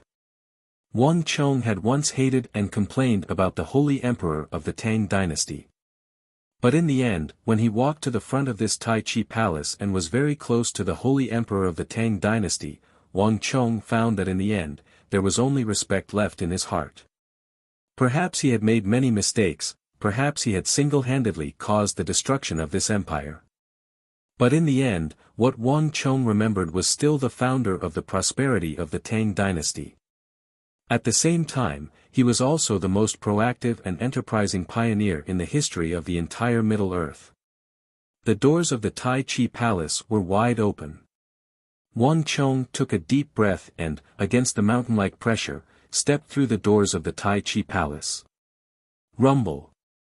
The moment he stepped through the doors, the world shook.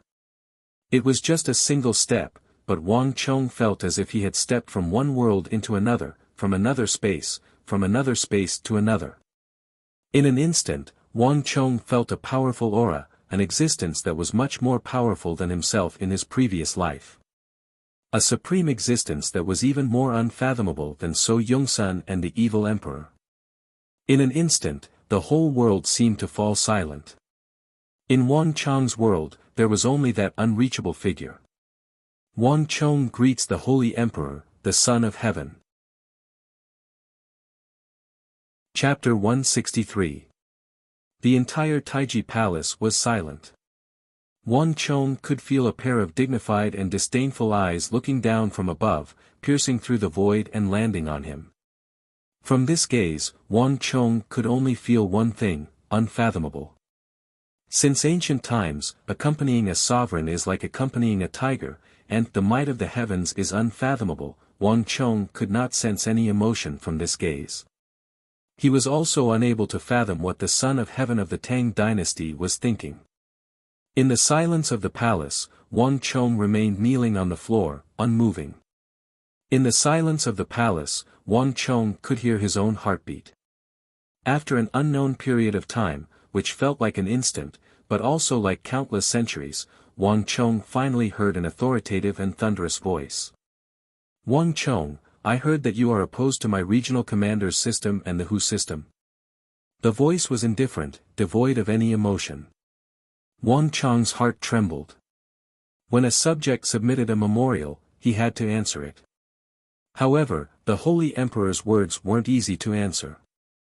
On a smaller scale, Wang Chong was only expressing his opinion on the Holy Emperor's words. On a larger scale, Wang Chong was opposing the Holy Emperor. Yes.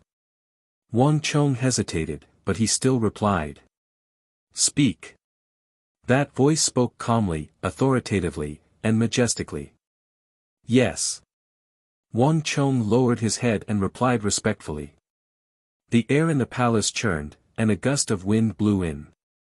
Wang Chong's heart began to tremble along with this gust of wind. For some reason, the words Big Uncle Wang Zhen had said on the carriage echoed in his ears once more. The more you speak, the fewer mistakes you'll make. The less you speak, the less mistakes you'll make. If His Majesty asks, you must answer. If you know, you must say that you know. If you don't know, you must say that you don't know. If you know, you must only say that you know. You don't understand politics, so you don't know anything. It's my first time meeting the Emperor. I don't want to be meritorious, but I want to avoid making mistakes. This matter concerns our entire Wang clan. It's not just you and your father, but me, your big aunt, your little uncle, and everyone else. You mustn't be reckless. Remember this. These words were the culmination of Big Uncle Wang Zhen's decades of experience. Even though it sounded slippery, it was the best advice for an inexperienced scion like Wang Chong.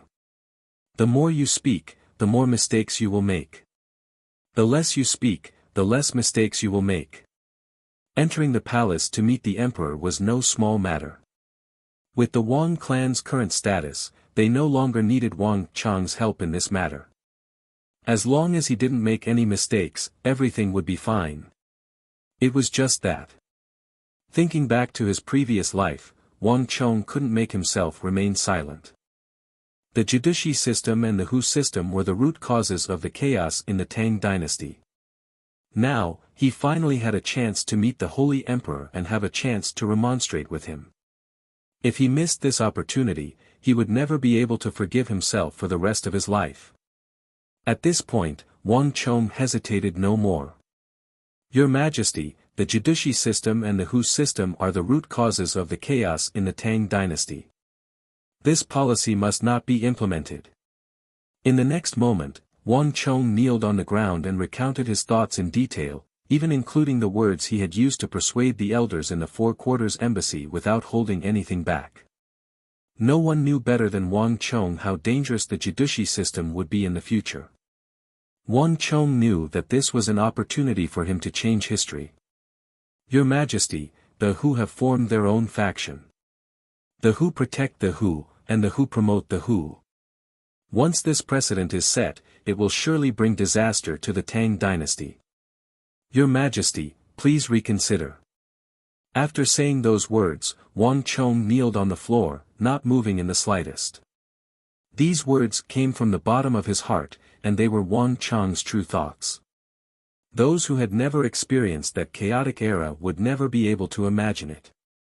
To Wang Chong, the words he said to his grandfather and the Holy Emperor weren't just a possibility or a prophecy.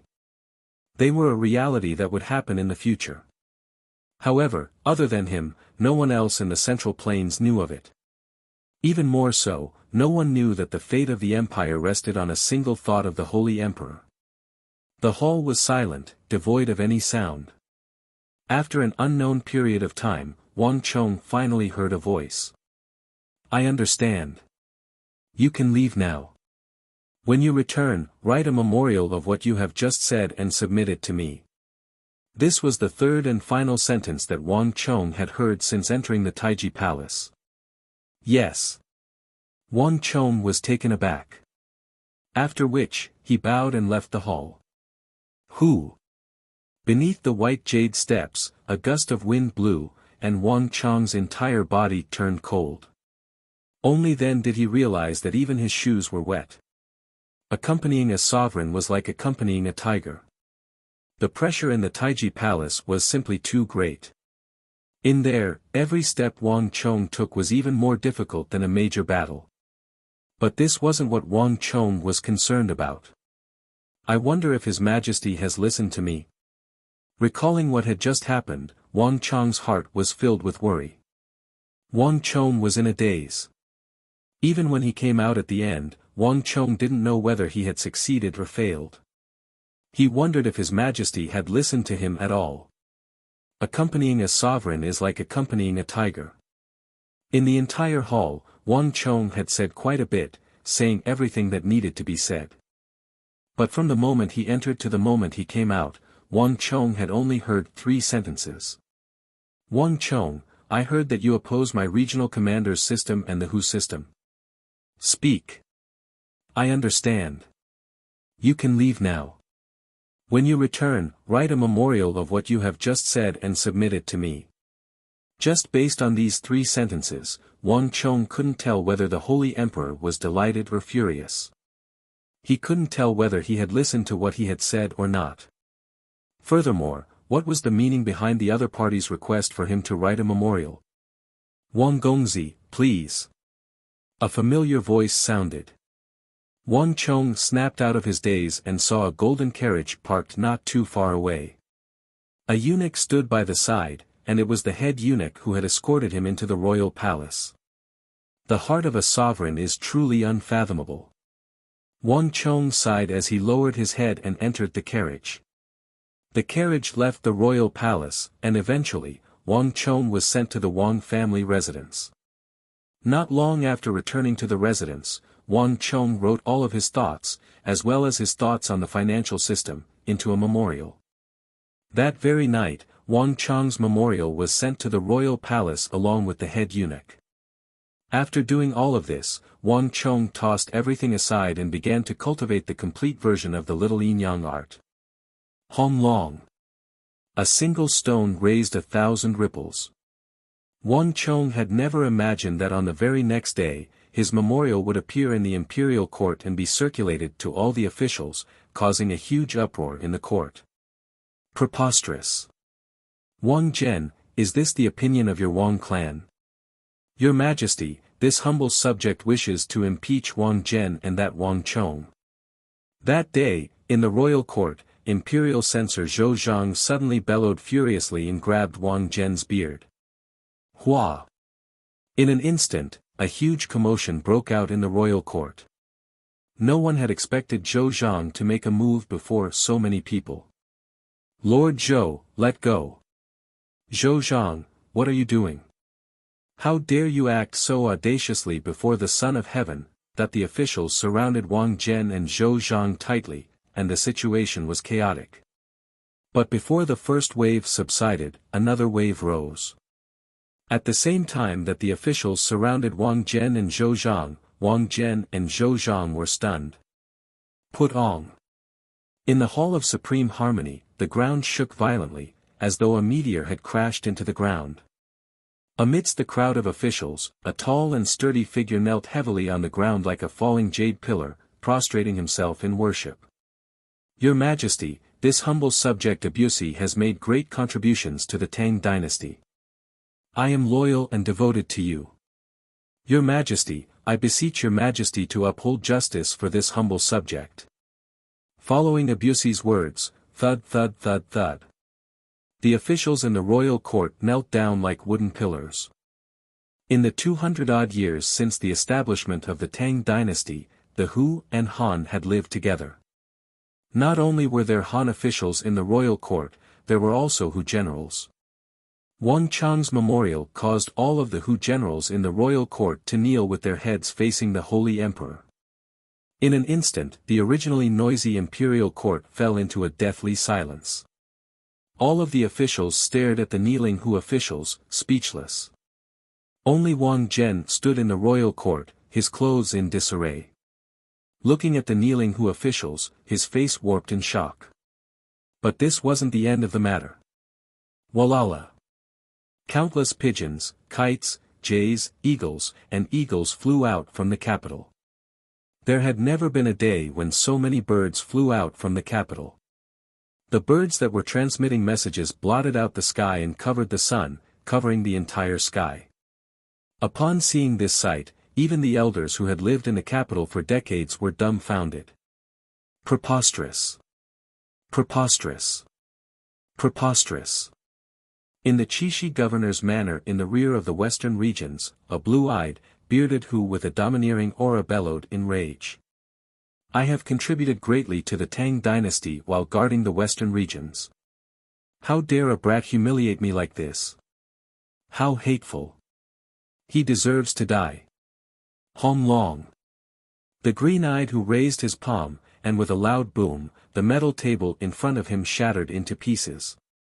The immense force caused the ground to tremble, and a huge cloud of dust burst out of the governor's manor, rising nearly 100 zhang into the air.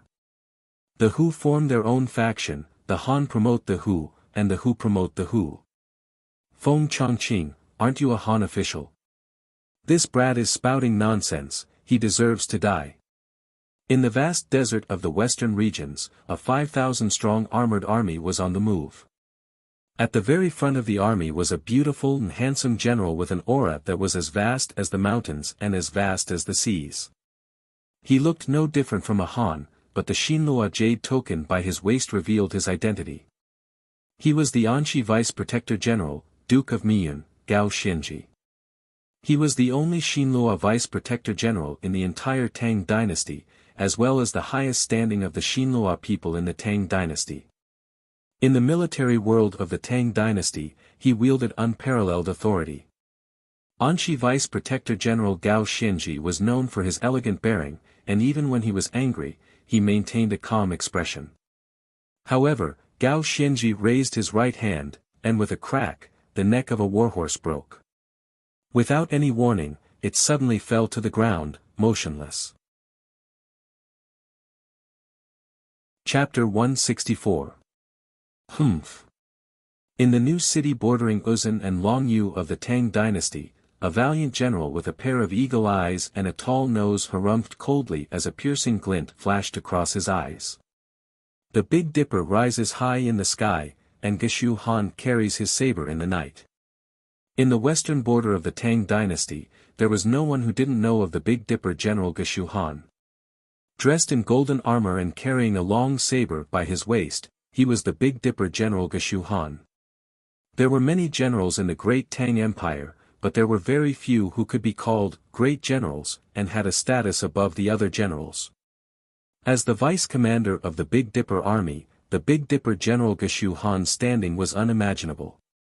A memorial submitted by a 15-year-old youth had stirred up a storm in the royal court, shaking the entire royal court. It was impossible for Geshu Han to be unaware of such a huge matter. In truth, he had been standing on the city walls for a very long time with the news delivered by a messenger pigeon in his hand. Another repeat of the events in Changpan. Wang Chong. Humph, yet another commander of Changpan. Damn it. Geshu Han's face steeled as he gripped the letter tightly. Back then, during the reign of the previous emperor, Geshu Han's mother passed away, and he lived in the Tang dynasty for several decades, admiring the elegance of the Tang dynasty. When his mother passed away, Geshu Han learned the customs of the Han and observed mourning for 3 years, but he was mocked by a lowly official in the capital, commander of Changpan. He said that the Hu learned the customs of the great Zhou, and that they were nothing more than monkeys.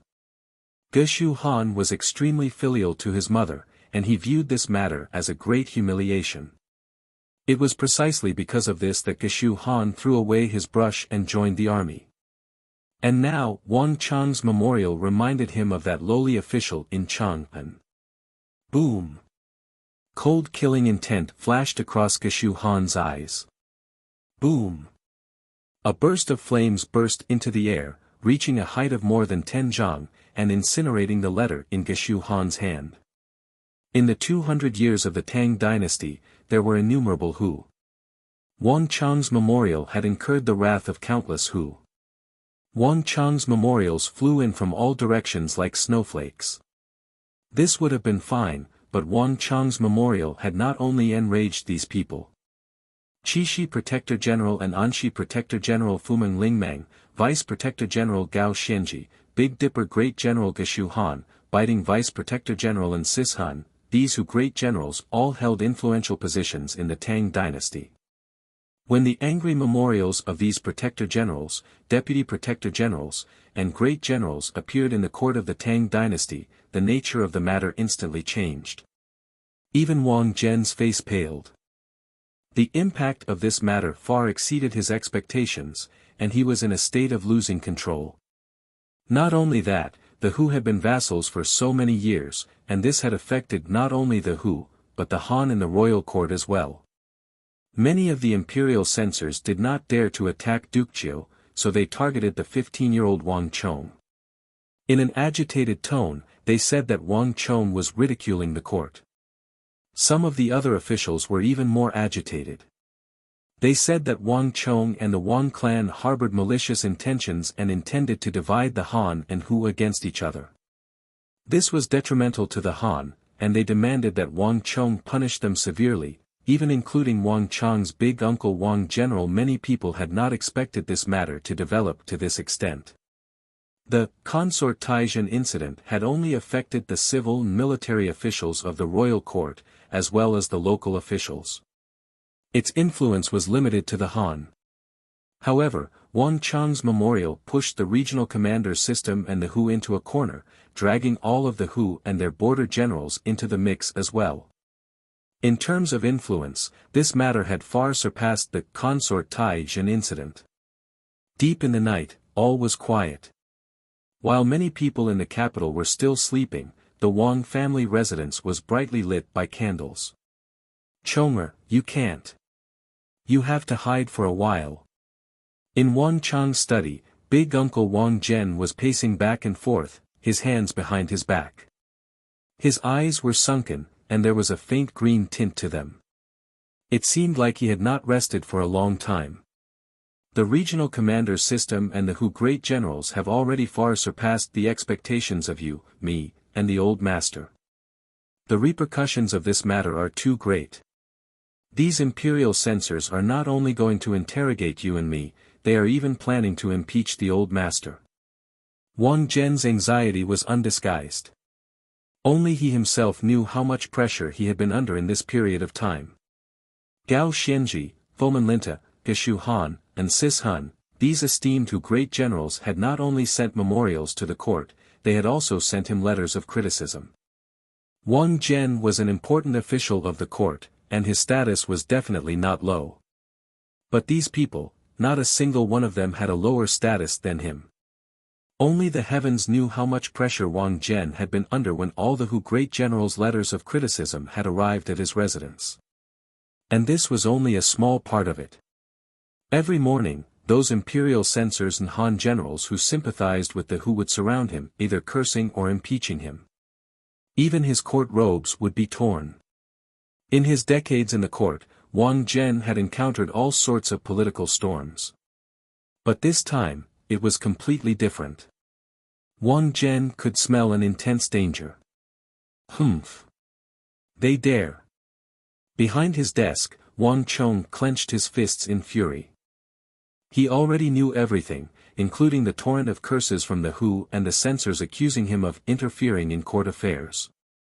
From today onwards, the Tang dynasty, the Central Plains, and all the Hu, including him, would be irreconcilable enemies with the Wang clan. The Tang dynasty had been established for more than 200 years, and the Hu had already infiltrated every aspect of the country. Now that Wang Chong had offended these people, it was easy to imagine how his future would turn out. But regardless of whether it was the wrath of the Hu generals or the censors, Wang Chong wasn't afraid of them. Wang Chong only felt grief and indignation. Yes. He was impeaching the Hu. The regional commander's system and the Hu system had always been beneficial to the Hu. Anyone who opposed these two policies would be harming the interests of all Hu. Wang Chong wasn't surprised at all that he would incur the scolding and questioning of so many Hu. What Wang Chong was truly concerned about were the Han who supported the Hu and opposed him. Blinded by a single leaf, unable to see Mount Tai, stuffed with beans in one's ears, unable to hear the thunder, that was right. Chi Kuan Hili was indeed a loyal official. Ashina Xier had also contributed greatly to the Tang dynasty. These two were good Hu officials under Emperor Taizong, but who was the one who fought against Emperor Taizong? The Han. It was the Hu. Who was the one fighting against the Tang dynasty to the north of the Yin Mountains and west of the Tsong Mountains? Was it the Han? It was the Hu. It was the Yuzhan's men. Regardless of the era or space-time, there would always be some people who forgot their identity and sympathized with their enemies more than their own people. They could easily put themselves in the shoes of their enemies and sympathize with them. But it was only towards their own people that they were exceptionally harsh. They would often berate and criticize coldly, saying that they didn't see the big picture, didn't understand etiquette, and lost the demeanor of a great country. Divide the Han and the Han. Pit the Hu and the Han against each other. Was there a need for him to create a conflict between the Hu and the Han? Wasn't this already the truth? Wouldn't it be these who would incite a rebellion and tear apart the Tang dynasty in the future? Wouldn't it be these who would govern the military towns in the future? Never overestimate the loyalty of the Hu. This was the lesson that Wang Chong learned from his previous life. When the Tang dynasty was at its peak, they were willing to serve the Tang dynasty. But when the Tang dynasty fell, don't expect them to be willing to serve the Han to the death. Instead of thinking about how to protect themselves, they were willing to relinquish their authority to the Hu, allowing them to fight for them on the battlefield and protect them. How foolish and laughable was that? Might makes right. Regardless of which era it was, any people who didn't understand this principle deserved to die. Chonger, this isn't the time to let your emotions affect your decisions. You have to find a way to hide. Try not to show yourself in this period of time. Wang Zhen said solemnly. Hide? Where can I hide? If the censors were to impeach me and the royal court summons me, how can I not go? Wang Chong said calmly. Seated behind his desk, his expression was calm and fearless, as if he had already thought through everything and made all preparations.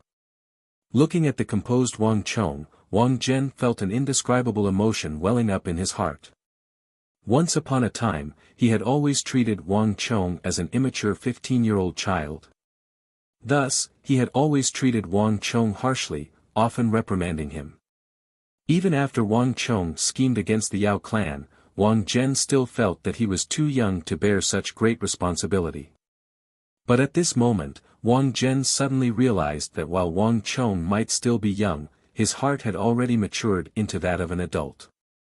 Even he was unable to maintain his composure regarding the regional commander's incident and the Hu matter, but this nephew of his, as the instigator of all of this, was actually able to maintain his composure, even coldly stating the unavoidable truth to him. This was something that even he was unable to do. Chonger, you've finally grown up. At this moment, Wang Zhen couldn't help but sigh. Not even he realized that at this moment, his view of Wang Chong had greatly changed. Unknowingly, Wang Zhen had begun to view him as a trustworthy peer who he could discuss things with. Chonger is right. I also feel that he has no way of avoiding this matter, nor can he avoid it. A voice came from the side. Wang Chong's little uncle, Wang Mi, was seated by the side, a contemplative look on his face. He had rushed back yesterday. With such a major incident happening in the Wang clan, it was impossible for him not to return. At this sort of time, it was always better to have another person to discuss things with. But he didn't understand the matters of the court, so he couldn't interfere in the conversation between Wang Chong and his older brother. But instinctively, Wang Mi felt that what Wang Chong said was correct. Chonger, I hope that little uncle feels that you were too rash in this matter. In truth, you didn't have to write that memorial at all. Impossible. I had to write that memorial, and I had to write it this way. Before little uncle could finish his words, Wang Chong interrupted him. Wang Chong wouldn't regret this matter at all. There were some things that one had to do regardless of the price, even if one knew that it would be filled with thorns. Once he did it, Wang Chong wouldn't regret it. Sigh. Wang Mi and Wang Zhen sighed deeply. He had even stopped a carriage along the way to persuade Wang Chong to enter the royal palace, but he didn't think that Wang Chong would still go through with it. Furthermore, it was done in a way that he didn't expect. But what was done could not be undone, and even the old master had agreed to it. There was nothing Wang Zhen could say about it. Ping! Just as they were in the midst of their discussion, a loud bang sounded from outside.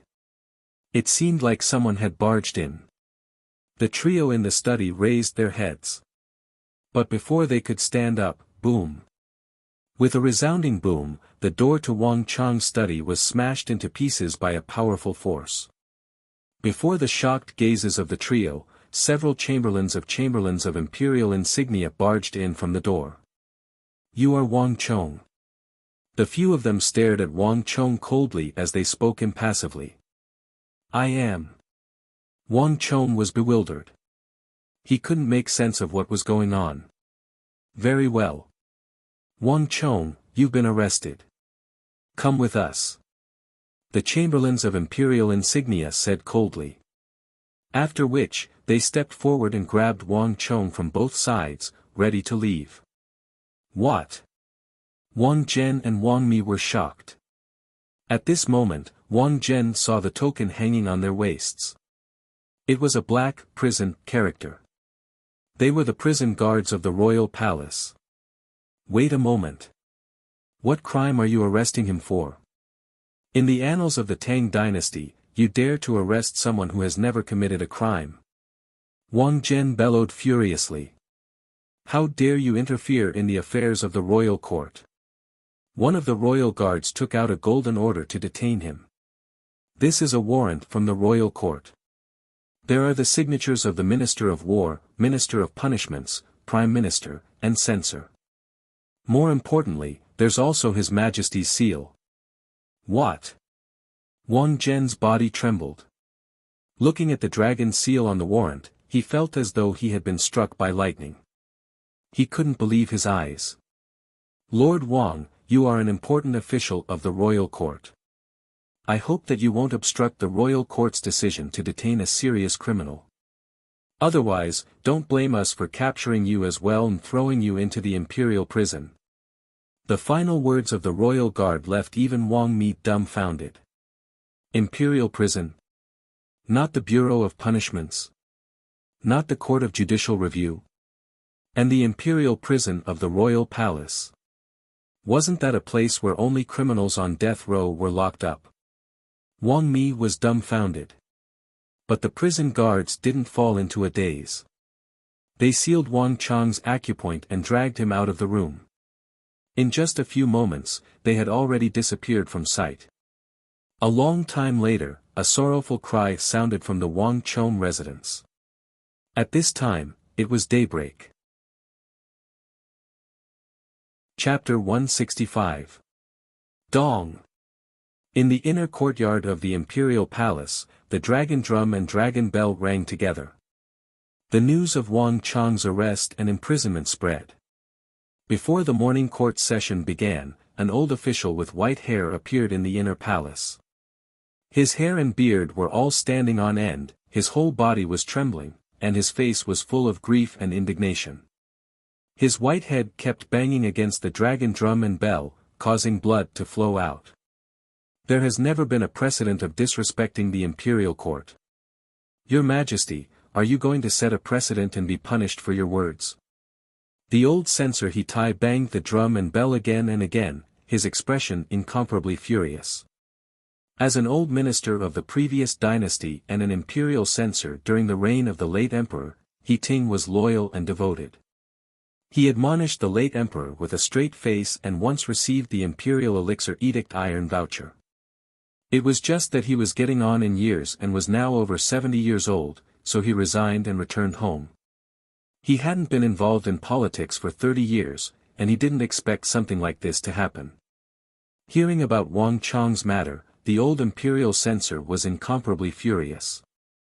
Almost as soon as he received the news, he ordered his children to prepare their court robes, took the previous emperor's Dan Shu iron voucher, opened the city gates, and went straight to the inner court. This has never happened in the 200 years since the founding of this dynasty.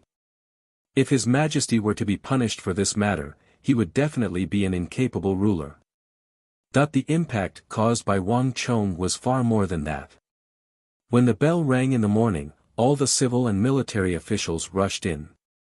Your subject, Zhang Yakan, requests Your Majesty to release Wang Chong. Almost as soon as they entered the hall, one of the ministers fell to his knees with a thud. Then the second, the third, the fourth. Your subject Lu Lin requests Your Majesty to release Wang Chong. Your subject, Su Hanwu, requests Your Majesty to release Wang Chong. Subordinate Sun Taijia beseeches Your Majesty to release Wang Chong. I, Gu Tong, request Your Majesty to release Wang Chong. Each of the ministers had a solemn look on their faces, and their expressions were filled with anger. Zhang Yakan, Lu Lin, Su Hanwu, what are you trying to do? This scene caused Xiao He and the others to be flabbergasted, all of them stunned. However, right after Xiao He finished speaking, something even more shocking happened. This official has a complaint against Xiao He. I, Li Yunlin, wish to lodge a complaint against Lu Yu. Your subject Zhang Song wishes to lodge a complaint against Zhou Ju. I, Lu Feng, would like to lodge a complaint against Zhang Gui. Your subject, Zhou Renren, wishes to present a copy of Great General Abusi's book. Thud, thud, thud. The figures knelt down heavily like wooden stakes. Even Great General Luo Busi was stunned by the last sentence. The large imperial court suddenly fell silent. Xiao He and the others did not know why, but when they saw the furious gazes that were directed at them one after another, Xiao He and the others vaguely understood something. They suddenly felt a chill run down their spines. Rejection. A strong rejection. For the first time, Xiao He felt like they were being labeled. For the first time, Xiao He tasted the feeling of being ostracized by the civil and military officials. When Wang Chong said that the Hu formed their own faction, these officials initially did not believe it and even felt that it was not a big deal. But this time, so many Hu generals had submitted a joint petition. How could Wang Chong be wrong? Gao Xianji was from Xinluo. Foman Linta was a Chang. Geshu Han was from Tuki. Abusi was from Tongluo. And Sis Hun was from Turkic. But this time, for the sake of dealing with Wang Chong, these different Hu were actually willing to work together. All of the Han officials were infuriated. And when Wang Chong was captured and thrown into the imperial prison in the early hours of the morning, his rage reached its peak. The Hu formed their own faction, was there even a need to say it? Initially, everyone was still disapproving of Wang Chong's petition. But now, who would dare to think that way? The most hateful thing was that as the imperial censor, Xiao He and the others were actually speaking up for an outsider. An outsider was detestable, but an insider was even more so. Xiao He and the others did not know that they had already been marked with the symbol of a foreign tribe. Right now, anyone who spoke up for the Hu would be the enemy of all the Han officials. The entire imperial court was silent. Other than Xiao He and the other Hu generals, all of the Han officials kneeled down, refusing to budge. Your Majesty, Wang Chong is only a 15-year-old child, and he has a patriotic heart. If he were to be punished for his words, wouldn't the people of the world be disappointed? I beseech your Majesty to look into this matter. Dong. When Duke Su and the other dukes, whose standing wasn't beneath Gao Xianji, kneeled down, the atmosphere in the imperial court reached a boiling point. These words didn't just represent Duke Su's words, it also represented the thoughts of all of the officials kneeling here. The entire imperial court was deathly silent. Standing amidst the crowd, Wang Zhen looked at this sight with a myriad of emotions in his heart. Chonger, did you see that?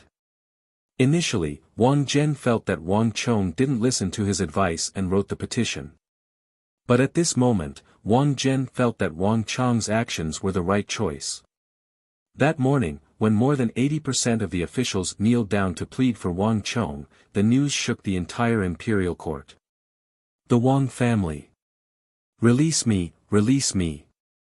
When the news that her brother Wang Chong had been captured and thrown into the imperial prison spread, the Wang family's little sister flew into a rage. 4 guards, 8 servants, and 6 maids couldn't hold her back at all. Pang! One of the guards was sent flying, crashing heavily into the wall, causing it to collapse. Wang Xiaoyao's innate strength wasn't something that an ordinary person could withstand. Let me into the palace. How dare he capture my brother? I'll kill that dog of an emperor. The Wang family's little sister bellowed furiously. Young mistress, don't. You mustn't say such words. If others were to hear such words, they would surely kill you. All of the guards, maids, and servants paled upon hearing those words. How could such words be spoken so casually? If word were to spread, the Wang clan would be punished with confiscation. In an instant, 6 to 7 hands reached for the Wang family's little sister's mouth, and even more guards rushed forward to surround her and press her down. Not too far away from Wang Xiaoyao, Madame Wang was seated on a wooden armchair. If she had heard the Wang family's little sister spouting such outrageous words in the past, she would have long slapped her. But at this moment, Madame Wang sat there motionlessly, tears flowing down her cheeks.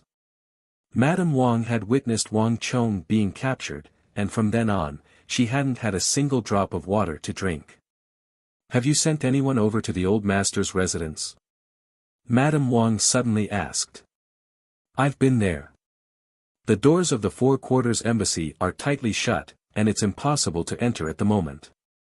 The guard lowered his head, and his expression was extremely gloomy.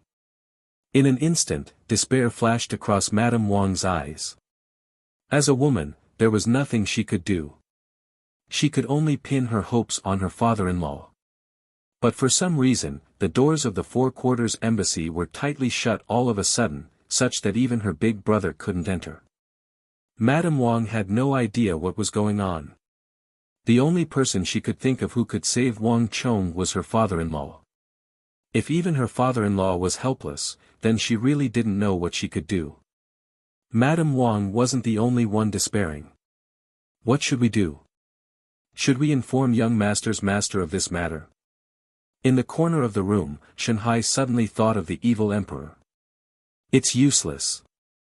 This is a matter of the royal court.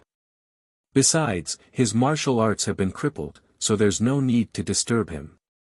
Shanhai's suggestion was rejected by Meng Long without any hesitation.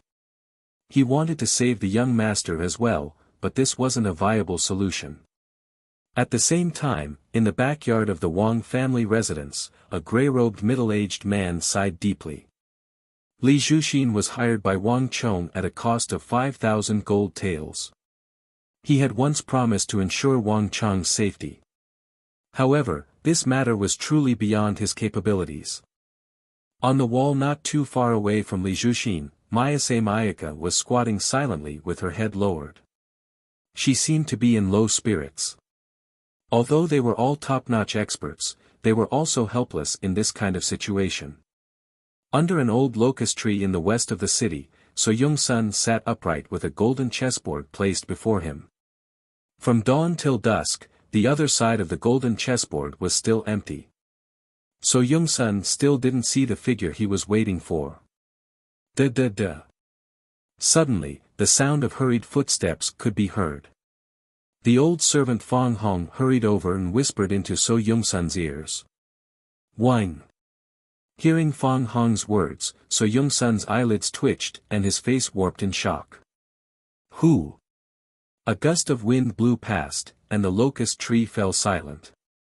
So Yung-sun sat beneath the old locust tree with his eyes closed. A contemplative look appeared on his face. No one could tell what he was thinking. "It seems like I won't be able to play today." After an unknown period of time, So Yung-sun slowly opened his eyes. With a wave of his hand, he tidied up the black and white stones on the table and placed them back into the box. Then, he picked up the golden chessboard and slowly walked out. "Grandfather, you must save Big Brother." So Yung-sun had barely taken a few steps when a figure suddenly pounced over and hugged So Yung-sun's ankle, bawling loudly.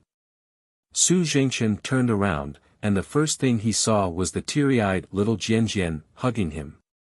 He had always been fond of candies, but at this moment, the candied haw had fallen to the ground and was thrown to the side. "Did you hear that?"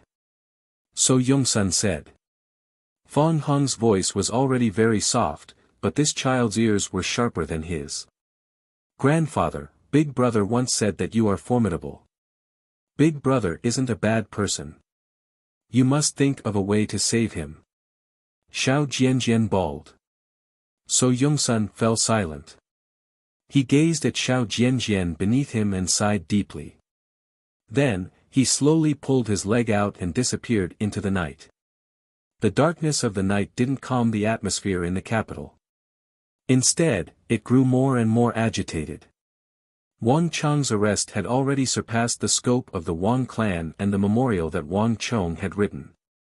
The Hu generals, vice protector generals, and protector generals had jointly accused Wang Chong, as well as Wang Chong's imprisonment. As time passed, the rage didn't subside. Instead, it only grew more intense. After the court session ended, innumerable petitions flew into the inner palace, requesting for Wang Chong's release. This was no longer a matter that concerned Wang Chong alone. It was a storm between the Hu and Han. As night fell, countless messenger pigeons flew in all directions, revealing that more than 80% of the Han officials had knelt down to plead for Wang Chong. This matter immediately triggered an even more intense reaction among the Hu by the borders. The rage of the Han didn't make the Hu compromise. Instead, it incited even greater fury among them. Bastards! What are the Han up to? In the Qixi Protectorate manor, Fomenlinta flew into a thunderous rage, and the entire ground trembled in response to his rage.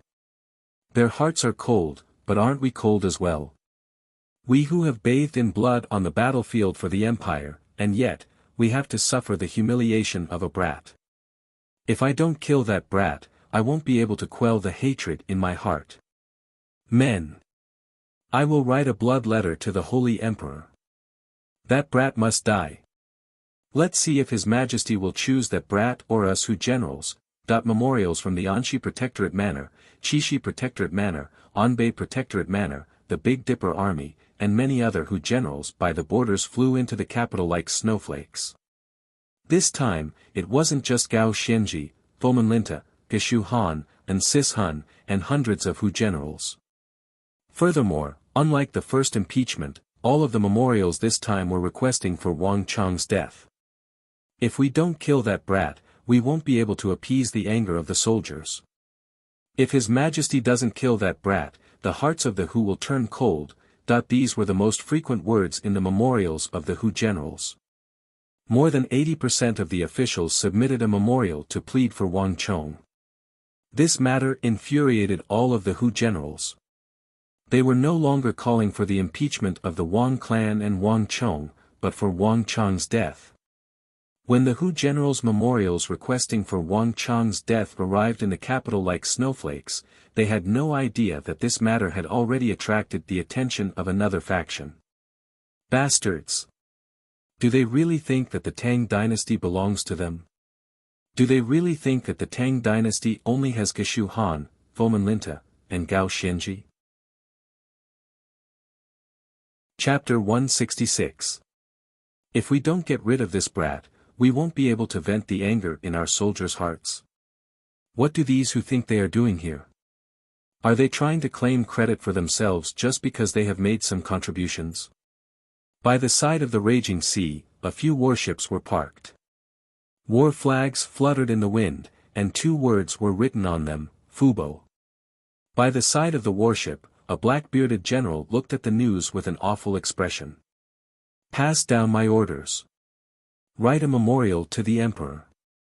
Whoever dares to instigate the execution of Wang Chong will be an enemy of our Fubo army. Ha ha ha. Laughable. Laughable. Laughable. These fellows actually dare to threaten His Majesty. Looks like that child is right. These who are a faction of their own. I would like to see if the words of our Han clan or those barbarians are the ones calling the shots in the Tang dynasty and the Central Plains. On a hill in the darkness of the night, a muscular general looked at the letter in his hands with a livid expression and roared furiously. Pass on my orders. Write a memorial to the imperial court, travel 800 miles at top speed, and travel day and night without rest. Whoever dares to touch Wang Chong will be killed by me, Lu and I. My southern garrison army will protect that Wang Chong. Similar incidents were happening all over the Central Plains. In the history of the Tang dynasty, there had never been a case of so many Hu generals requesting the execution of a single person. Similarly, there had never been a single matter that could incite the wrath of so many Han generals in the Tang dynasty.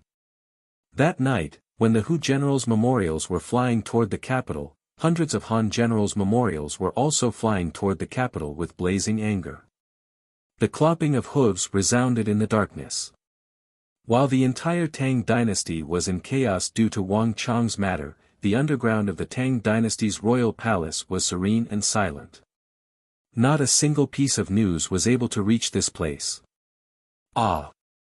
A soft groan, low and lonely, echoed in the gloomy prison cell. After some time, Wang Chong finally moved. Wang Chong was awakened by the sound of water dripping. In the dark underground, the sound of water dripping was especially loud. It hurts. Wang Chong scratched his head, and all he could feel was dizziness. The golden guards of insignia were extremely heavy-handed. That blow on his sleeping acupoint was definitely not just a light tap. Where is this place? Wang Chong shook his head and slowly got up from the ground. This is the imperial prison. A voice suddenly sounded in his ear. Don't tell me you still think we're in some brocade tent. This sentence immediately caused a burst of laughter. Imperial prison? Wang Chong shuddered, as if a bucket of cold water had been poured over him, and he suddenly sobered up. It was dark and damp, and a few torches glowed on the walls. Wang Chong glanced around and finally saw clearly that this was a prison cell. It was a prison cell with a long history, and the pillars of the cell were stained with blood. It was a prison cell that sent chills down one's spine. Even the air here was cold. A black fog floated in the air, and the dense aura of death left one shuddering. Imperial prison. Imperial prison. In that instant, countless thoughts flashed across his mind. Slowly, as though coming to a realization, Wang Chong calmed down and sat on the floor. Imperial prison? Humph, imperial prison. I didn't expect this. In that instant, Wang Chong finally came to a realization. Everything that had happened before he fainted surfaced in his mind. Wang Chong only saw the golden guards of insignia entering, but he didn't expect them to be prison guards of the royal court. A single memorial actually angered the royal court and the Hu, resulting in him being sent to the imperial prison. This was something that Wang Chong didn't expect. The imperial prison was a place where prisoners on death row were kept. Few of those who entered would be able to walk out alive. Since he was already here, he might as well take things as they came. At this moment, Wang Chong finally calmed down. If I live and die for the sake of the country, how can I avoid it because of misfortune or good fortune? If this is my fate, if the great Tang is destined to perish, then let the perishing begin with me. Sitting on the floor, Wang Chong's heart was beating furiously. There was no fear of death in his eyes, only deep sorrow. He had nothing to fear about death. If he coveted wealth, he wouldn't have submitted this memorial in the first place. Wang Chong only felt sorrowful. If no one had reminded him of the regional commander's system and the Hu strategy, it would still be understandable. But even though he had tried his best, and even his grandfather and big uncle had stood up for him, this was still the outcome. This made Wang Chong feel deeply defeated, dejected, and even sorrowful. He, look at that new lad. He's petrified. He's actually sitting there motionlessly, as though he's made of wood. The surrounding prison cells burst into laughter. But Wang Chong just sat there motionlessly, as though he didn't hear anything. The laughter grew louder and louder, but it eventually died down, as though it was boring. Wang Chong sat in his prison cell, motionless. After an unknown period of time, rumbling footsteps suddenly sounded. Wang Chong's heart skipped a beat, and he abruptly raised his head. A stern-looking middle-aged man, who had the air of an official, led 6 or 7 imperial prison guards with powerful auras and storm-like auras as they strode in from outside. Clang clang clang. The candlelight flickered, and the steel bars in front of Wang Chong clanged loudly. The cold-faced prison official stood in front of Wang Chong, staring coldly at him with an incomparably sharp gaze. "You're Wang Chong." The prison official glanced at the token in his hand and said, "Yes. Wang Chong didn't deny it. Humph. Since you are, tell me honestly. The prison official said coldly and harshly. Tell me what? Wang Chong finally raised his head. Humph, presumptuous. You're already here, but you're still so stubborn. If you didn't commit any crimes, would you be here? You'd better tell me honestly, lest you suffer. The prison official raised his eyebrows and stared at Wang Chong, looking extremely displeased. I don't know what crimes I've committed, and I have nothing to tell you. Wang Chong said calmly. Ha ha ha, this kid is still stubborn. Kid, this is just a routine interrogation. You'd better tell me quickly, lest you suffer. There's no one here who doesn't tell you the truth. That's right. Trying to act tough in front of Lord Zhou, aren't you courting death? Lord Zhou has at least 100 ways to make you talk. The surrounding prisoners burst into laughter. The prisoners looked at Wang Chong with disdain, as though they could already see Wang Chong suffering. This prison official, Zhou Xing, was a ruthless official. In his hands, there wasn't a single person who wouldn't have their flesh torn apart. Even if they were made of steel, they wouldn't be able to endure it. He had hundreds of ways to torture others. Being stubborn in front of him would only lead to suffering, and the gains would not make up for the losses. Shut up. A ferocious roar reminiscent of a lion's roar echoed. In an instant, all of the prisoners fell into silence.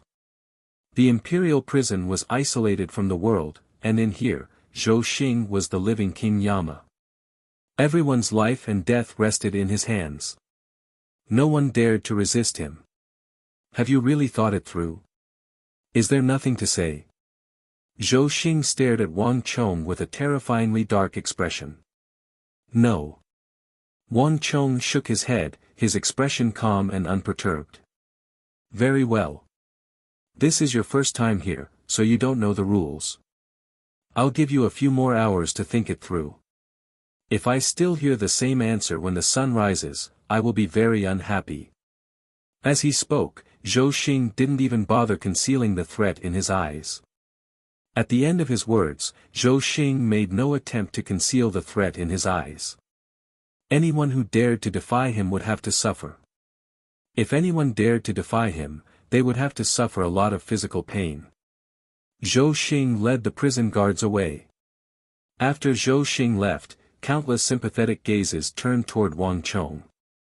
After Zhou Xing left, countless sympathetic gazes turned toward Wang Chong simultaneously. The last time Zhou Xing had such a gaze, 3 people died in the imperial prison. The last time such an expression appeared in Zhou Xing's eyes, 3 people had died in the imperial prison. An old prisoner looked at Wang Chong and sighed deeply. An old prisoner looked at Wang Chong and sighed deeply. But Wang Chong was oblivious to all of this. He sat cross-legged on the ground. His heart was like still water, without any movement. Amidst this silence, time trickled by slowly. After an unknown period of time, all Wang Chong heard was the sound of water dripping for 21,600 times. It felt like an eternity, and finally, he heard familiar footsteps. The sun has risen. Wang Chong sighed. Opening his eyes, he saw Warden Zhou Xing and a few prison guards standing before him. But unlike the first time, Zhou Xing didn't say a single word this time. He just stared at Wang Chong with a bizarre expression, as though this was the first time he was seeing Wang Chong. You're Wang Chong. Zhou Xing tilted his head and asked. The same words, the same person, but the feeling it gave off was completely different. I am. Wang Chong was flabbergasted, but he still spoke in a voice as calm as before. The moment Wang Chong said those words, Zhou Xing's expression suddenly turned bizarre. It was a little surprised, a little confused, and a little fearful. Wang Gongzi, I apologize for offending you last night. Suddenly, Zhou Xing bowed deeply. Wang. In an instant, all of the prisoners who were waiting for Zhou Xing to arrive with his torture equipment were dumbfounded. What was going on? Zhou Xing was known for his ruthless methods. Why would he bow to a new prisoner? Everyone was dumbfounded, and their minds couldn't process the situation at all. You fellows, hurry up and prepare Wang Gongzi's meal. Can Wang Gongzi eat the food here? Zhou Xing kicked away his rice bowl as he bellowed at the prison guards beside him. After which, he turned to look at Wang Chong cautiously. Wang Gongzi, the imperial prison is damp. I'll arrange it for you, spread the blankets, and clean it up for you. A person like you shouldn't be here, and you shouldn't be cuffed. However, it's the will of the heavens, so I hope Gongzi can forgive me. Zhou Xing sneaked a glance at Wang Chong and said fearfully. What in the world happened? Wang Chong couldn't help but ask. This. Gongzi, please forgive me for not being able to tell you. Zhou Xing hesitated. After cleaning up the spoiled rice bowl, Zhou Xing didn't dare to stay any longer and left hurriedly. Only by investigating the matter would he know what kind of person he had locked up. In Zhou Xing's life, he had been locked up in all sorts of important officials. Be it a 9th rank or a 1st rank, an insignificant official collecting 5 buckets of rice, or a famous general in the royal court, Zhou Xing didn't care about any of them. In the imperial prison, there were only prisoners. And all of the prisoners had to listen to him. But the young man before him was too unique. In Zhou Xing's life, he had never met with such a situation. Even though he was a high official, he wasn't a general or a minister. However, he wasn't someone whom his small prison could lock up. Zhou Xing had intended to torture him, but after the incident in the royal court, he didn't dare to do so even if he was 100 times bolder. Such a person wasn't someone he could afford to offend. From dawn to noon, one group of golden-armored prison guards after another passed by Wang Chong's cell with all sorts of titles. Other than during torture, it was rare to see these prison guards here. But in a single day, the prisoners here had seen at least 30 to 40 royal guards. Everyone was trying their best to assess Wang Chong. Their gazes were filled with shock and fear. But none of them said a single word. After staying for a moment, they left hurriedly. The curiosity of the people in the prison cells grew. No one could understand what was going on. Even more so, they couldn't understand the background of this beardless young man. Chi. After an unknown period of time, when another group of prison guards passed by, one of them flicked his finger lightly, and a crumpled piece of paper immediately fell on the ground in front of Wang Chong. After they left, Wang Chong suddenly walked over and picked it up. Unfolding the crumpled piece of paper, Wang Chong took a look. With just a single look, Wang Chong's face immediately warped. From the moment he entered the imperial prison until now, this was the first time Wang Chong realized that the world outside the imperial prison had been turned upside down. Chapter 167. The memorials from the Hu generals requesting for Wang Chong's death had incited an unimaginable fury in the Han army. Everyone was enraged. The next morning, when thousands of memorials piled up in the royal court, all of the officials were frightened stiff. These memorials came from all over the border, and every single one of them was stamped with the seal of a general. Every single one of them was filled with rage. When hundreds and thousands of generals surrendered at the same time, that kind of enormous pressure was unimaginable to ordinary people. In the history of the Tang dynasty, there had never been such a situation. For thousands of Han generals to side with a single person, speaking up for a single person. But Wang Chong had done it. Anyone who dares to instigate the death of Wang Chong will be my enemy. Such vehement words appeared in almost every single one of the memorials. Even though the words used were different, the meaning they conveyed was the same. Furthermore, there was no hint of compromise. Not only so, the hundreds of memorials from the Hu infuriated the entire Han army. For the first time, the Han generals as a group displayed their will. This wasn't just reflected in the memorials from the royal court, it was also reflected in their rage toward the Hu generals. Thousands upon thousands of military memorials flew toward the Hu generals by the borders, carrying the rage of the Han generals. All of the Hu generals who had impeached Wang Chong and demanded for Wang Chang's death received military memorials from the Han generals. Similar memorials also appeared before Gao Xianji, Fomenlinta, Geshu Han, and Sis Han, and the other top-notch Hu generals. This matter had a huge impact on the Hu generals. This was the first time they felt the might of the Han generals. At noon, when a document signed by 100 generals appeared in the court, it added fuel to the fire and pushed the influence of the whole matter to the peak. The generals who appeared on this letter were no ordinary generals. They were the conferred generals of the Tang dynasty. From the Qin to the Western Han, only those generals with exceptional status and unique contributions could obtain a unique title, and they were known as conferred generals. The weight of these people was far greater than that of ordinary generals. General of suppressing waves, general of ships, general of destruction, general of 9 cauldrons, general of 10,000 crossbows, general of the sea, general of pacifying barbarians, general of the south, general of sweeping north, general of southern dipper, general of dragon cavalry, general of charging vanguard. These conferred generals were scattered all over the world. But because of Wang Chong, these generals were able to gather everyone's signatures within a single day. This was simply inconceivable. When almost all of the famous generals of the Tang dynasty appeared on this letter, the weight of this 100 generals' letter could be imagined. In the letter, the 100 conferred generals vouched for Wang Chong. At the same time, they questioned Geshu Han, Gao Xianji, Fomenlinta, and Sis Han, and the others. How many Hu and Han generals were there in the army? There were 300,000 Han soldiers by the border, but only 100,000 or so Hu soldiers.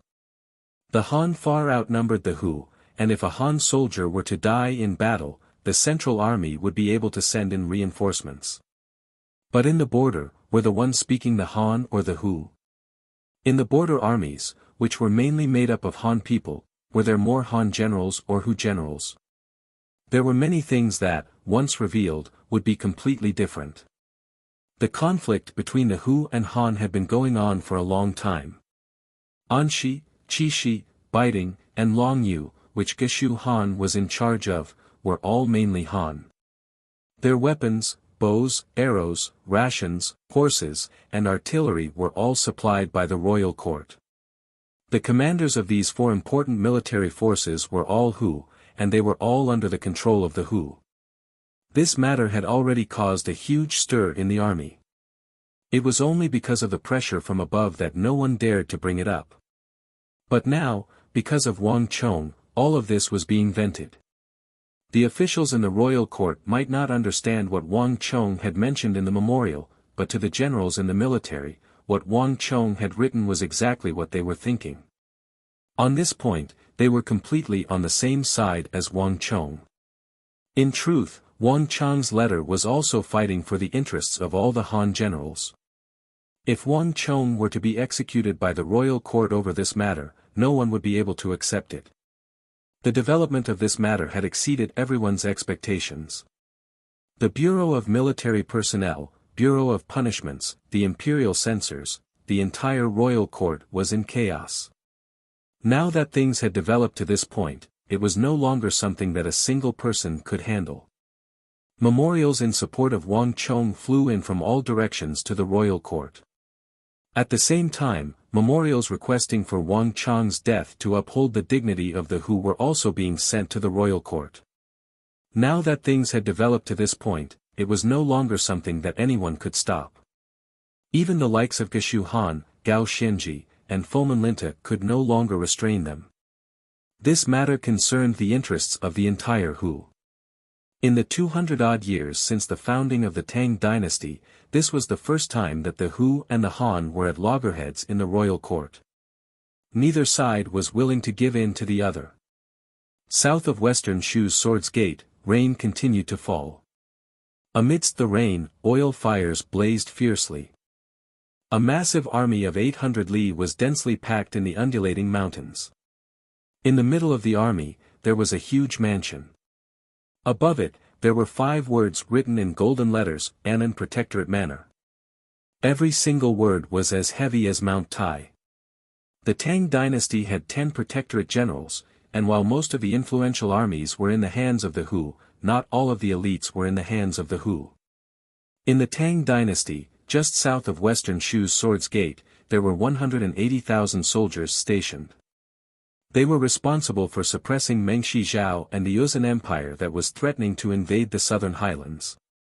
In the Tang dynasty, the Annan Protectorate Manor could be considered as keeping a low profile. As battles weren't as frequent, and there weren't as many reports of victory to report, the Annan Protectorate Manor didn't have much presence in the royal court. However, this didn't mean that the 180,000 soldiers were worthless. An Anshi Protectorate Manor, a Qixi Protectorate Manor, and a Big Dipper Army Vice Commander. Do they really think that the Tang dynasty only has these few? Within the massive protectorate headquarters, a middle-aged man dressed in black heavy armor was seated cross-legged on the ground. In front of him was a chopping board cast from iron.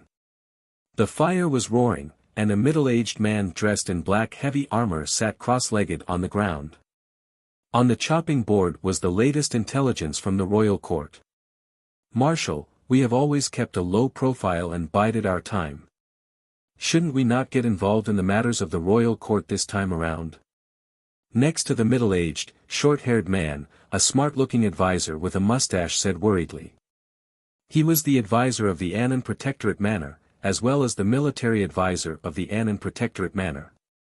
Having worked together for more than 30 years, he knew his marshal well. As soon as the middle-aged man spoke, he knew that his marshal was about to get involved in this matter. We won't be able to gain anything from this. Instead, we'll attract the attention of the Anshi Protectorate Manor, Qixi Protectorate Manor, the Big Dipper Army Vice Commander, and all of the Hu. I beseech Marshal to reconsider. The mustached advisor said uneasily. The storm in the royal court was simply too huge, so huge that he was feeling uneasy. He didn't think that it was a wise decision to get involved in this matter. Ji, and you still understand. There are things that a man should do and not do. It's right for us to keep a low profile and avoid trouble. However, this matter is different. Haven't you noticed? At this moment, anyone who dares to stay out of this matter will become everyone's enemy. Zhangqiu Jianxiong chuckled. There was a sharpness in his eyes that belied his appearance. Zhangqiu was a compound surname. Even though it sounded like a Hu, Zhangqiu Jianxiong was a Han through and through. Zhangqiu was a later surname, just like Chao, which didn't exist in the original 100 family surnames. But regardless of whether it was a compound or a compound surname, Zhangqiu Jianxiong was undoubtedly a Han, and he was the powerful southern protector general of the Tang dynasty. His standing wasn't beneath that of Anshi's Gao Xianji, Qixi's Fomen Linta, or the Big Dipper Army's Geshu Han. Do you still not understand the meaning behind the joint name of the 100 family generals? Ji, and this is no longer a matter of Wang Chang's life or death. Rather, it is a conflict of interests between the Han and Hu. Whoever dares to play tricks and stay out of this matter will lose their standing in the military. Ji, and your scheme isn't bad, but you're still lacking in the grand scheme of things. Zhangqiu Jianxiong said calmly. Unknowingly, an imposing aura that felt as vast as the mountains and the sea flowed out from his body, distorting even the flames and space in the hall. The military advisor, whom Zhangqiu Jianxiong addressed as Ji Hen, was taken aback. For a moment, he was speechless, and a contemplative look appeared on his face. Zhangqiu Jianxiong chuckled, but he didn't say anything. In his mind, he recalled the young man he had met in the capital. Just what kind of young man could have the courage to write such an incisive memorial? Did Duke Jiu teach him? Zhangqiu shook his head. Given Duke Jiu's personality, he would never stoop to such a thing. Could it be Wang Zhen? That person from the Wang clan wielded great authority in the royal court. If it wasn't Duke Jiu, it was most likely to be him. But did Wang Zhen have the courage to do so? Zhang Chou shook his head once more. He had met Wang Zhen a few times in his younger days. Lord Wang was definitely a far-sighted person, and his political acumen was formidable. But it was precisely for this reason that he found it even more difficult to write such a memorial. If even he couldn't write such a spirited memorial, how could he possibly teach his nephew? At this point, Zhang Chou couldn't help but sigh deeply. He had roughly understood the truth. To think that our Tang dynasty would have such a valiant figure. So what if I, Zhang Chou, put down my principles and support you? Zhang Chou Jianxiong sighed deeply as he stretched out his right hand. Bring me my brush. I'll be writing this memorial myself. Walala. Chapter 168. Zhang Chou Jianxiong wasn't the only one paying attention to the affairs of the royal court. While Zhang Chou Jianxiong's great kite was flying toward the capital, in a massive tent in the northeast of the Tang dynasty, golden cups, silver bowls, and tiger pelts were placed on the floor. In the tent, an energetic figure in his 40s was chuckling heartily as he feasted on meat and wine. He exuded a ferocious and intimidating aura. Ha ha, Zi, have you seen the documents on the table? These are the signatures of 100 generals. They are all pleading for me, the great general who supports the empire. The Eastern Protector General. The founding Duke of Southern Sun Commandery. The armors of the people in the tent vibrated and their long hair danced in the wind. They were clearly in a good mood. This. Is Marshal really going to interfere in this matter? Back then, a single sentence from Duke Jiao delayed Marshal for nearly 20 years at the border. Not too far away, separated by a basin of charcoal, a scholarly middle-aged Confucian general was sitting cross-legged. His mustache drooped down from his lips, giving off the impression of a modest gentleman. He was Zhang Shougui's lifelong friend, Wuxia, who had gone through life and death with him. The two of them had joined the army together. From the Tang dynasty's Longxi garrison to Guazhou to the current Eastern Protector General, intimidating the Shi tribe, Khitans, and even the distant Turks, the two of them had always been the best partners, and they were best friends who had transcended life and death. Right now, the Big Dipper Great General Geshu Han, who had risen to fame in the imperial court and was known as the 7 Stars of the Big Dipper, Geshu brings his saber at night, was only plowing the land he had once plowed. In terms of experience, Geshu Han was just a junior. Before an elder like Zhang Shougui, he had nothing to show off. There weren't many valiant generals in the Tang dynasty, and there were even fewer who could suppress Geshu Han. However, Zhang Shougui was definitely one of them. This was also the reason why so many conferred generals' documents were flying toward the protectorate of the northeast. In the Tang dynasty, there were only a few generals who could stand against the powerful who like Gao Xianji, Fomen Linta, Geshu Han, and Sis Hun. Grand General who supports the nation, Zhang Shougui, was definitely one of the best. As for conferred generals, while their status was higher than that of ordinary generals, they were still lacking in terms of weight. Zhang Jiuling took advantage of his seniority and ruined my path to becoming a minister. How could I not remember that? Hearing Wu Ziyi's words, Zhang Shougui's face darkened. Zhang Shougui knew that Wu Ziyi was talking about the past events of the Holy Emperor 23 years ago. At the time, Zhang Shougui had just arrived in Yuzhou, and he had dealt a heavy blow to the Khitan tribes that were at the height of their power and threatening Yuzhou and the Tang dynasty to the northeast. Coupled with Longyou's many defeats of Uzun, Zhang Shougui's reputation was like the sun in the sky, and there was even a rumor that he was the Minister of Desire. Alas, Wang Jiuling believed that Zhang Shougui was truly too young and immature. Although he was used to war, he might not be able to take on the role of Prime Minister and manage the imperial court. Thus, when the Holy Emperor asked, he was rejected by Wang Chang's grandfather, Wang Jiuling. He said, Shougui has just defeated the Khitans, and your majesty is already the prime minister. If we were to destroy the Shi and the Turks, how would your majesty reward us? This directly shattered Zhang Shougui's dream of becoming prime minister. If not for this, Zhang Shogui might have become the youngest prime minister in the history of the Tang dynasty. The hatred in Zhang Shogui's heart was unimaginable. However, even though that Wang clan brat isn't worth saving, that fellow foeman Linta is even more despicable.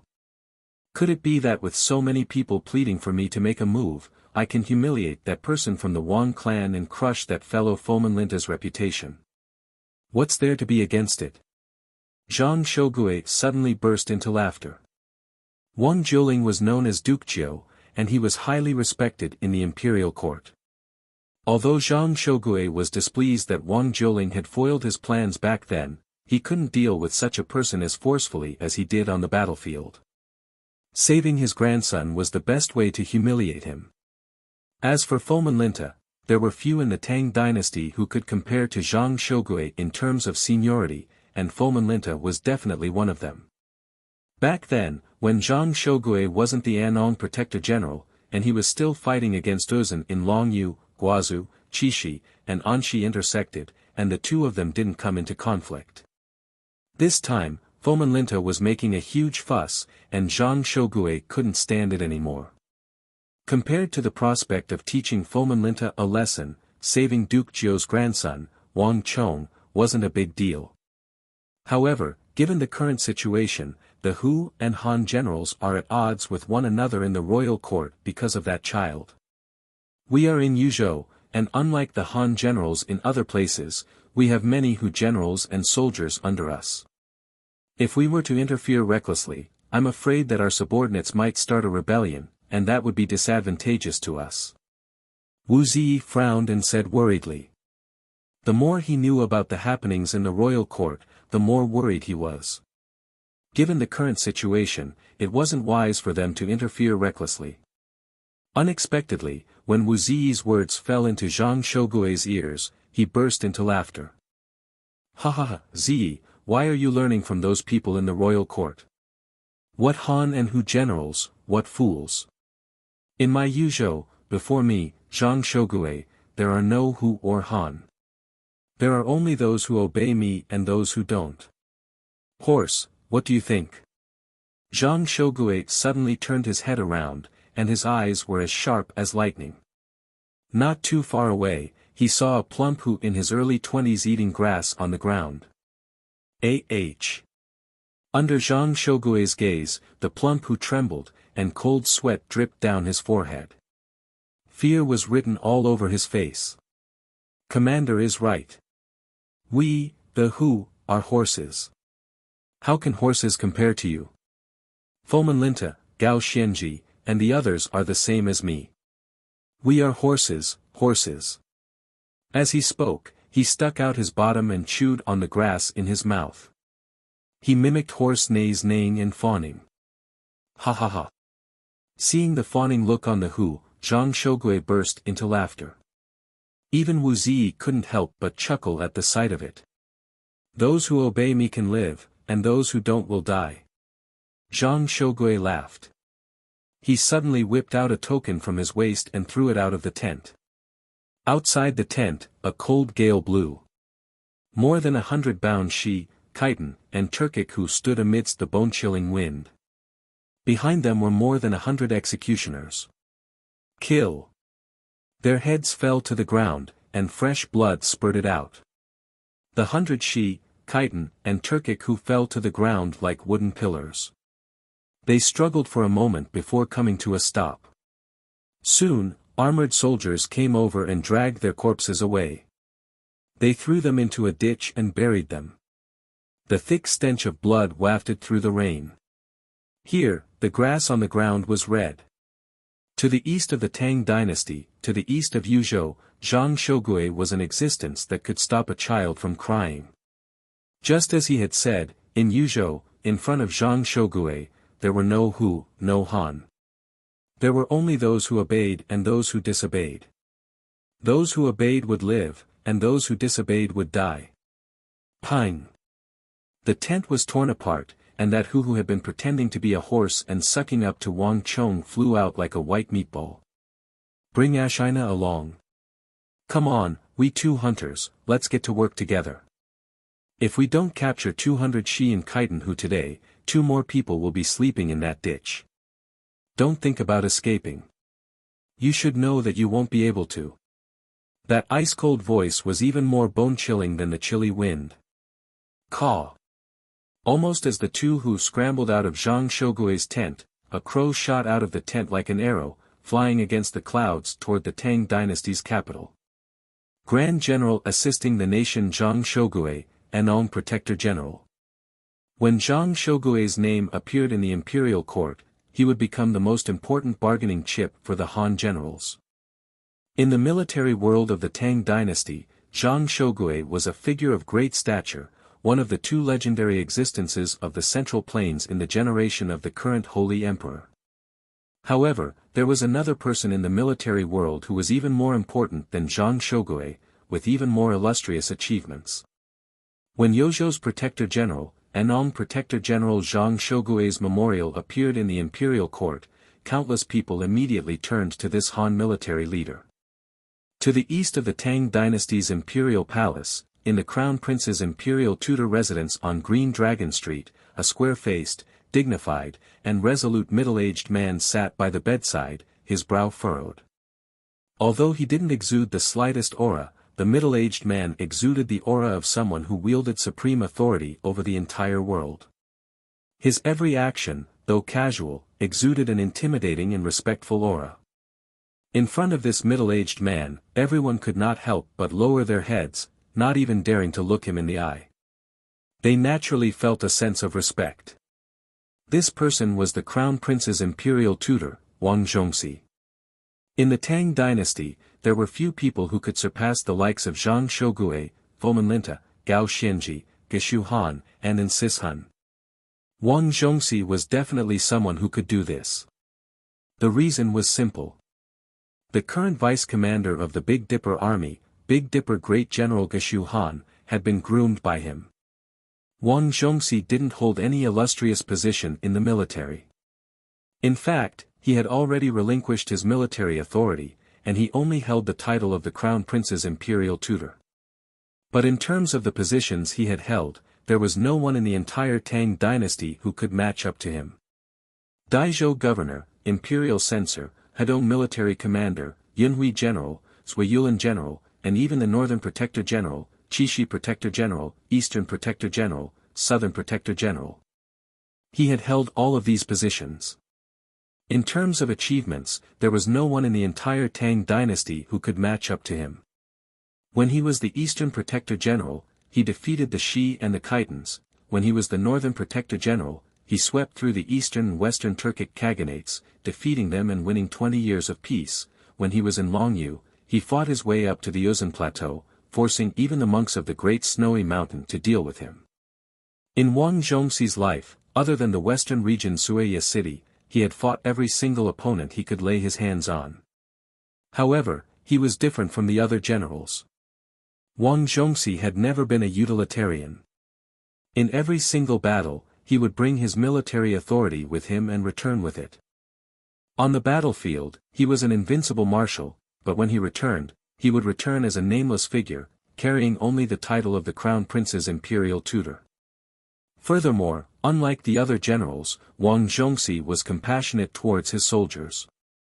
Even though he had contributed greatly to the war, he wasn't willing to start one. Thus, throughout his life, Wang Zhongxi tried his best not to start a war. At the same time, Wang Zhongxi was more than willing to leave the opportunity to gain fame and experience to the younger generation. This was also the reason why he was respected in the royal court. More importantly, even though Wang Zhongxi had made so many contributions and defeated so many opponents, he was still only 50 years old. Chapter 169. Old Master, someone has come to request an audience.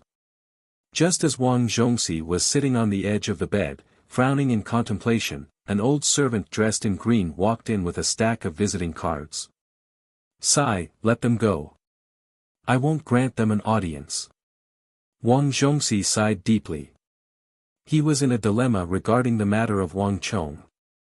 Unlike many people, Wang Zhongxi did not have any opinion of the Hu and the Han. In his life, he had fought side by side with the Han and also fought side by side with the Hu. If not for that, he wouldn't have promoted Geshu Han. It was impossible for him to stand against his former subordinate, Geshu Han, and the Hu generals who had fought alongside him. It was also impossible for him to stand on Geshu Han's side and oppose the Han generals. Thus, Wang Zhongxi was in a dilemma. Elder Zhang, please help me deliver a private letter. This child doesn't have a bad heart. Advise His Majesty to stay if possible. This is the only thing I can do. Wang Zhongxi pondered for a long time before finally sighing deeply. Yes, old master. The old servant replied before returning to his study. With the appearance of the Southern Protector General Zhangqiu Jianxiong and the Eastern Protector General Zhang Shougui, the situation in the royal court had become extremely tense. The conflict between the Hu and Han had become extremely tense. On this matter, neither side could back down. Everything had been laid out in the open, and everyone was waiting for the imperial court's verdict, waiting for the sage emperor's verdict. Yet, from noon to sunset, there was no news from the palace. Even though all of the Hu and Han generals had submitted memorials, even though countless memorials were flying in from all directions, even though countless officials were arguing with one another, the Holy Emperor still didn't express any opinion. As for the request to execute Wang Chong, the Holy Emperor neither agreed nor objected. On this matter, the Holy Emperor's attitude was so secretive that no one knew what he was thinking. The sage emperor's attitude caused many people to feel puzzled and uneasy. My lord, my husband said he won't see you. Please go back. In the evening, the last rays of the sun disappeared on the horizon. Outside the Four Quarters Embassy, an imperial army commander waved his hands at Yao Guangyi, who had been waiting beneath a tree for a very long time. Did he really say he didn't want to see you? Yao Guangyi frowned as he confirmed once again. Gone. Old Xiangong has ordered that within 3 days, no one is to be seen, including Darren. The Imperial Army General said solemnly. How could this be? Yao Guangyi muttered to himself as he looked at the tightly shut door in the distance. This was the second time he had come here, but it was the second time he was rejected. Initially, Yao Guangyi had the right to enter the east courtyard of the Four Quarters Embassy as he pleased. However, just yesterday, his rights were revoked. What's going on? Why doesn't father want to see me? Yao Guangyi's heart was in turmoil. The affair of the third son of the Wang family, Wang Chong, has caused an uproar in and out of the imperial court. All the Hu and Han generals are involved. Initially, he wanted to seek his father's opinion. It was one thing for Wang Zhen and the others to be given a cold shoulder at the Four Quarters Embassy, but to think that they would be given a cold shoulder as well. His father had never refused to meet him before. In Yao Guangyi's memory, this was the first time this had happened. For the first time, Yao Guangyi felt troubled. Old master, what do we do now? A family general asked by the side. Let's return first. We'll return tomorrow. After a moment of contemplation, Yao Guangyi waved his hands and left the Four Quarters Embassy. The darkness of the night caused the heated discussions in the day to cool down. However, behind the veil of the night, there was an even more intense commotion. Big brother, this is Lord Zhao Fengchen. In the royal palace, under the cover of the night, Wang Chong's uncle, Li Lin, walked over with Zhao Fengchen in tow.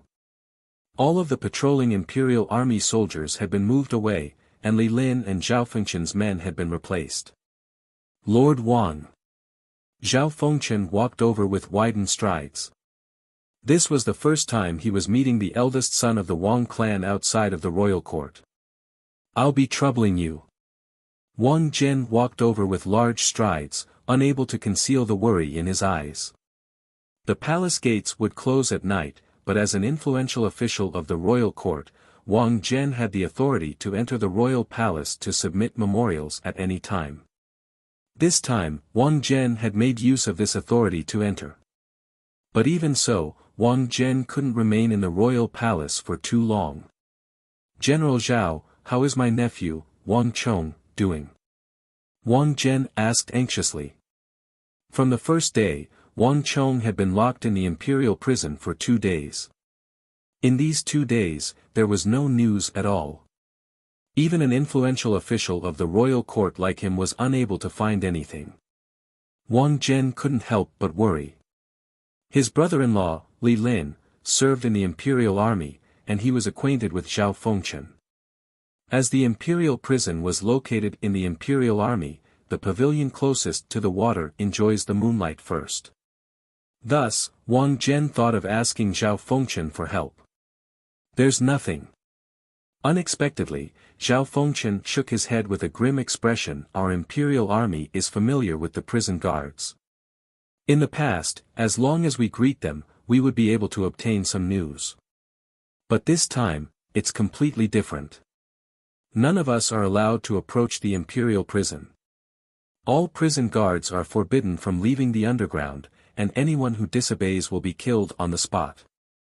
I have been in the royal palace for decades, and this is the first time I've encountered such a situation.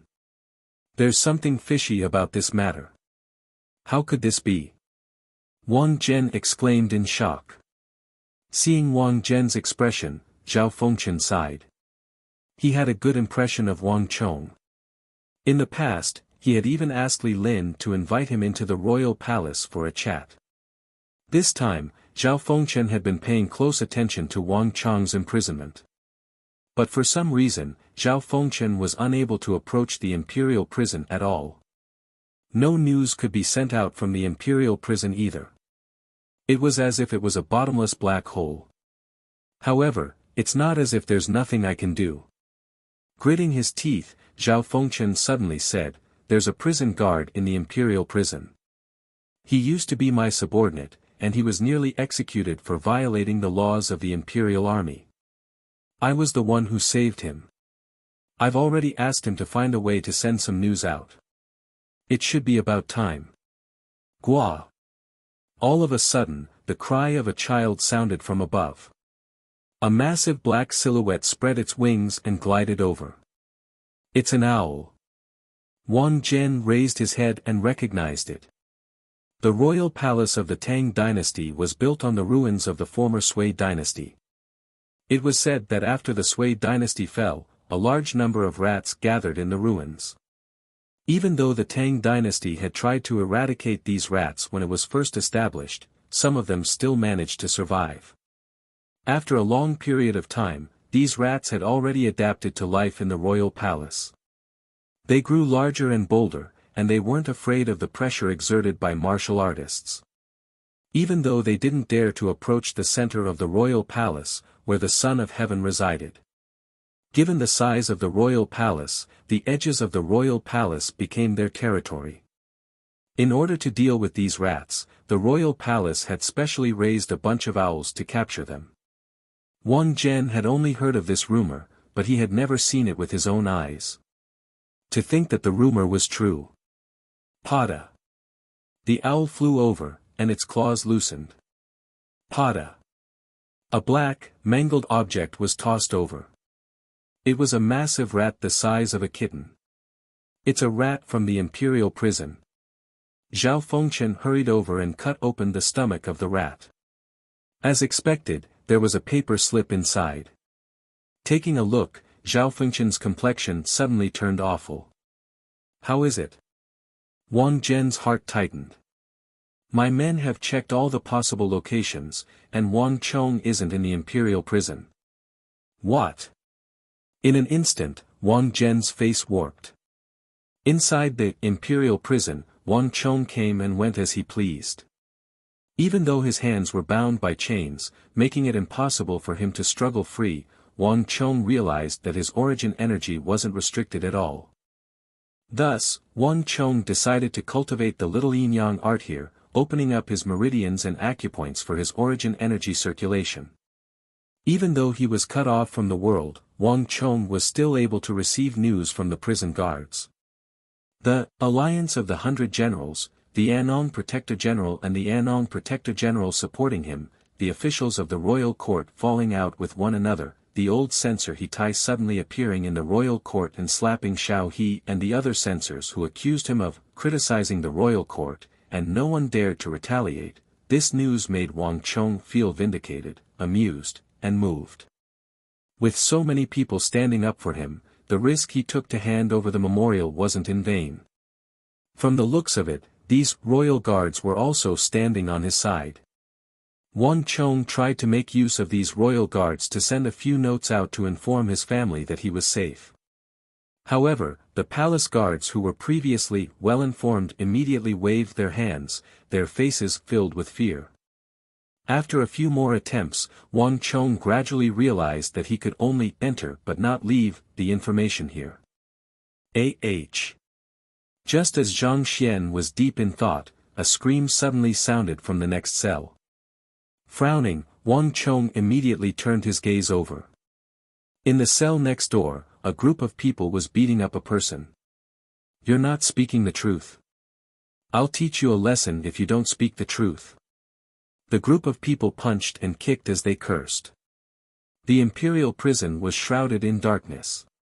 After staying here for too long, one's personality would become distorted.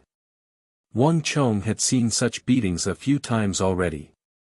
Just as he was about to turn around, he suddenly heard a scream of agony. "I'm not lying, my name is really Zhang Munian. I'm just a lowly official in the Nanling Mountains." Whine. This voice sounded as though a bolt of lightning flashing by his ears. Wang Chong's body jolted, and he abruptly turned his head around. "Humph, you still dare to say that you're not speaking nonsense? What kind of place is the imperial prison? You're just a lowly official by the borders, how can you be locked up here? Beat him up." The group of people cursed. Stop. Chapter 170. Release him. Wang Chong glared at the crowd coldly and ordered. In an instant, the entire room fell silent. The prison guards stared at Wang Chong fearfully. "Brat, why do you have to interfere in other people's business?" A prison guard who seemed to be the leader of the group cursed, but he didn't dare to look at Wang Chong. Instead, he lowered his head to avoid the latter's gaze. "Hurry up and leave, old fogey. Count yourself lucky." While speaking, he shoved the prison guard fiercely, as though venting his anger. Even though Wang Chong was young, everyone in the imperial prison knew that he wasn't someone they could afford to offend. As if they had eaten the wrong medicine, all of the prison guards were extremely concerned about him. What in the world was this? Ignoring the prisoners, Wang Chong turned his attention to the filthy, minor official, who had been beaten up, his curiosity piqued. "You're Zhang Munian?" Wang Chong looked at the prison guard with a bizarre gaze. "That's right. Gongzi, thank you for your help." The prisoner spoke in a genteel manner. He even clasped his hands and bowed with a grateful expression on his face. His entire body was emaciated, and his face was filthy. Only his eyes seemed to be spirited. Gong Changzhang. Mu as in love and Nian as in age. Wang Chong's gaze grew even more bizarre. "You're from the Lingnan region, and you used to be an agriculture official?" "That's right." Zhang Munian was astonished, but he still clasped his hands and replied. At the same time, he subconsciously assessed Wang Chong. A subtle glint flashed across Wang Chong's eyes. "You were imprisoned for embezzling 20,000 gold taels." Wang Chong stared at Zhang Munian and asked abruptly. "How did you know?" Zhang Munian blurted out as his face warped in shock. "Whine." A single stone raised 1,000 ripples, and Wang Chong's heart jolted in shock. "It's really him." Wang Chong widened his eyes in disbelief as he stared at the prisoner before him. He couldn't believe that Zhang Munian, whom he had requested the king of Song to save, would be here. Since Zhang Munian had committed a crime, he should be under the jurisdiction of the Bureau of Military Personnel. Why would he appear in the imperial prison? Could it be that he was not in the imperial prison, but in the prison of the Ministry of War? But how was that possible? Wang Chang's eyes were filled with bewilderment. He couldn't understand why the person he was looking for would appear here. This was simply too illogical. Who exactly is young master? Zhang Munian replied grimly. No matter how slow he was, he could tell that Wang Chong seemed to have a deep understanding of him. Do you want to go out? Wang Chong didn't answer. Instead, he said with a straight face. It's easier said than done. Zhang Munian sighed. This is the imperial prison. There were only those who died and not those who survived. If young master has the heart and means, please help me bring something out. Don't worry. I'll find a way to bring you out. Seeing that the others were looking at him curiously, Wang Chong didn't say much. Soon, Wang Chong turned around and continued cultivating his little yin-yang art. He could already sense that he was about to clear another acupoint. In the blink of an eye, it was already the third day. This was the third day that Wang Chong had been locked up in the imperial prison. Yet, the Holy Emperor didn't reveal his stance on the matter. All of the memorials flew into the royal palace, and the Holy Emperor accepted them all. But they were all kept in the palace. This attitude of his left all of the officials feeling that he was an unfathomable expert. But not only did the voices calling for Wang Chang's death not die down, they even grew louder. All of the Hu generals and Han officials who had a good impression of them were demanding for Wang Chang's death. At the same time, the voices of the Han generals who were protecting Wang Chong weren't soft at all. Furthermore, while the Hu generals were calling for Wang Chang's death, the Han generals were also discussing the issue of the Hu by the borders that Wang Chong mentioned in the memorials. The borders were mainly made up of Han soldiers, and the Han generals promoted the Hu to show fairness. But the Hu only knew how to promote and protect the Hu. As a result, the number of low-level Hu generals by the borders increased. Without an opportunity, the Han would be unable to stand out. Without an opportunity, the Han would be unable to temper themselves. Thus, there would be fewer and fewer Hu generals by the borders. This was no longer a mere prospect, but a fact. What Wang Chong said was becoming a reality in the Tang dynasty. And the most obvious example was when a group of Han soldiers fought to the death on the battlefield. But because their leader was a Hu, the greatest credit would always belong to the Hu. On the other hand, the low-level Han soldiers could only eat 2 pieces of meat and drink 2 bowls of wine, and they would still be considered soldiers. As time went on, without motivation, they would be unable to display their fighting prowess. Thus, it would be hard for them to stand out. This was no longer a hypothesis, but a reality. Thus, no one understood this problem better than the Han generals of the Tang dynasty. The Tang dynasty's Baiting and Anshi were frequently embroiled in battles, but there weren't many battles in other areas. Thus, a large amount of fresh blood flowed into those areas. The entire Tang dynasty was using their own flesh and blood to support the Hu in battle. Even the commanders by the borders and the soldiers at the bottom were all Hu. This was abnormal. When 2 sides met on a narrow path, the courageous would emerge victorious. The Hu were more valiant in battle, and naturally, they would be in a higher position. The weak were prey to the strong, and wasn't it only natural for the stronger to be the leader? Towards the dissatisfaction of the Han, the Hu generals also refuted it with logic. In the royal court, the Holy Emperor sat on his throne, unmoving. The Holy Emperor listened to the entire royal court from the start to the end. At the very end, when the officials were debating intensely, the Holy Emperor turned around and left without saying a single word. His Majesty has decreed that he will announce the verdict on Wang Chong tomorrow. After the Holy Emperor left, a eunuch dressed in cloud-embroidered robes appeared in the royal court and announced the decree of the Holy Emperor with a sharp voice. Hong Long. His words caused an uproar in the royal court. After the eunuch's announcement, the debate regarding Wang Chong reached its peak. The capital was in an uproar. Regardless of whether it was the Han or the Hu, everyone was looking forward to the verdict on the very last day. Grandfather, you have to save Big Brother. Big Brother isn't a bad person. At the same time, at a place where no one was paying attention to, a 4 to 5-year-old plump boy kneeled before the Sioux residence, crying and pleading loudly. This was already the third day that Xiao Jianjian had appeared here. Children were innocent, and they believed that Wang Chong wasn't a bad person. So Yongsun believed that he could save Wang Chong, so they came to plead every single day. Even their heads were bleeding from the kowtows. Sigh, don't worry. Your big brother won't die.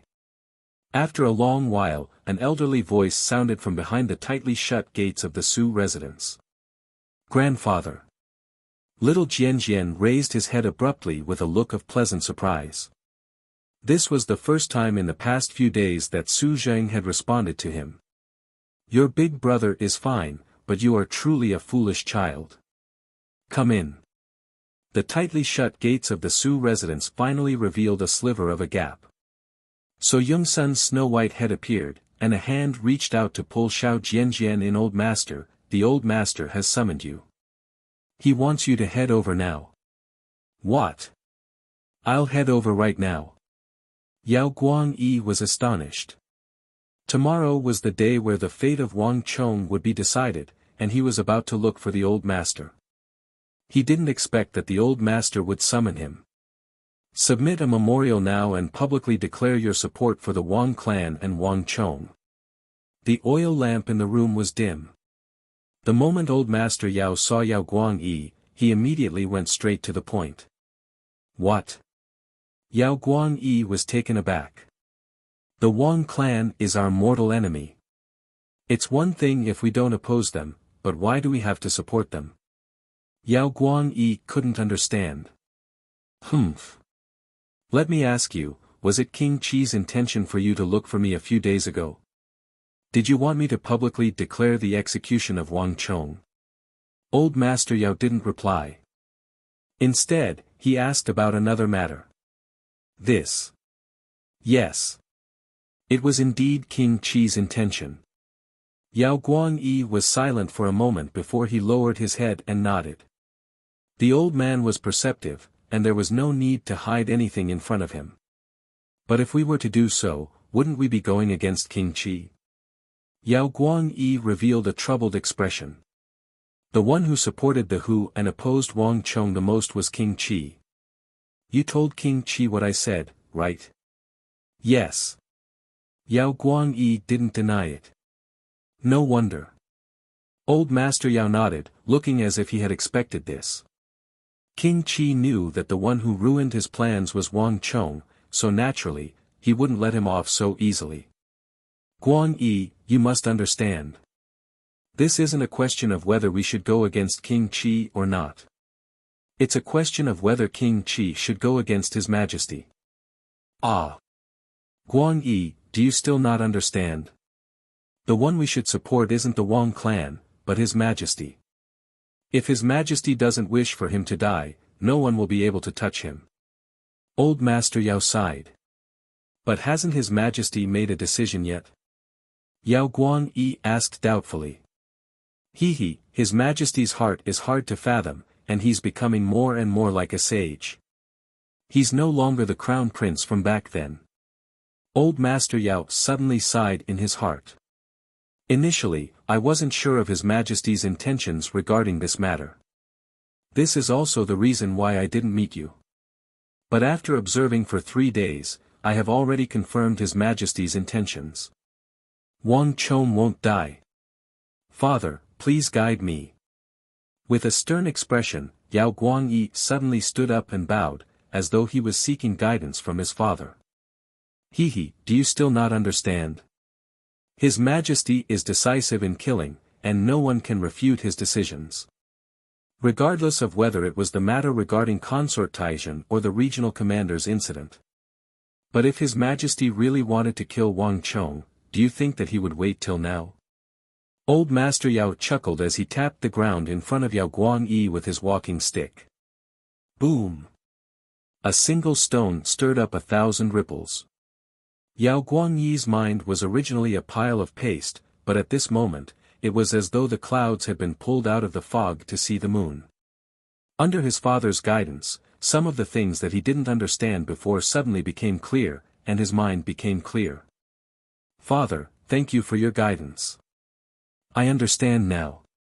Yao Guangyi bowed respectfully and wholeheartedly. There were many things that had a difference between having someone to guide him and not having anyone to guide him. His father had followed the Holy Emperor for more than 40 years, and on this matter, Yao Guangyi knew that his father wouldn't make a mistake. Just that, father, if that's the case, how will the Holy Emperor appease the Hu by the borders? Let's see what His Majesty will do then. Chapter 171. Walala. Wang Chong was jolted awake by a flurry of footsteps.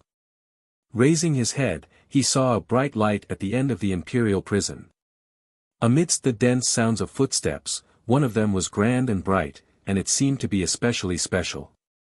Wang Chong had never felt such an aura before. It was majestic, and filled with the power of radiance, as though the sun was shining down on the world. Who is that? Wang Chong opened his eyes in astonishment. In just a moment, a majestic boot with cloud patterns seemed to have stepped out from the end of the corridor. In the blink of an eye, a burly and chubby eunuch dressed in a robe embroidered with clouds appeared. He looked like the reincarnation of the Maitreya Buddha. Behind him were the other eunuchs, chamberlains of imperial insignia, and the imperial prison guards. It seemed as though they were following his orders. This person, Wang Chong's eyebrows twitched. Looking at the plump and amiable eunuch, he was bewildered. Be it in his previous life or his current one, Wang Chong had never met this person before.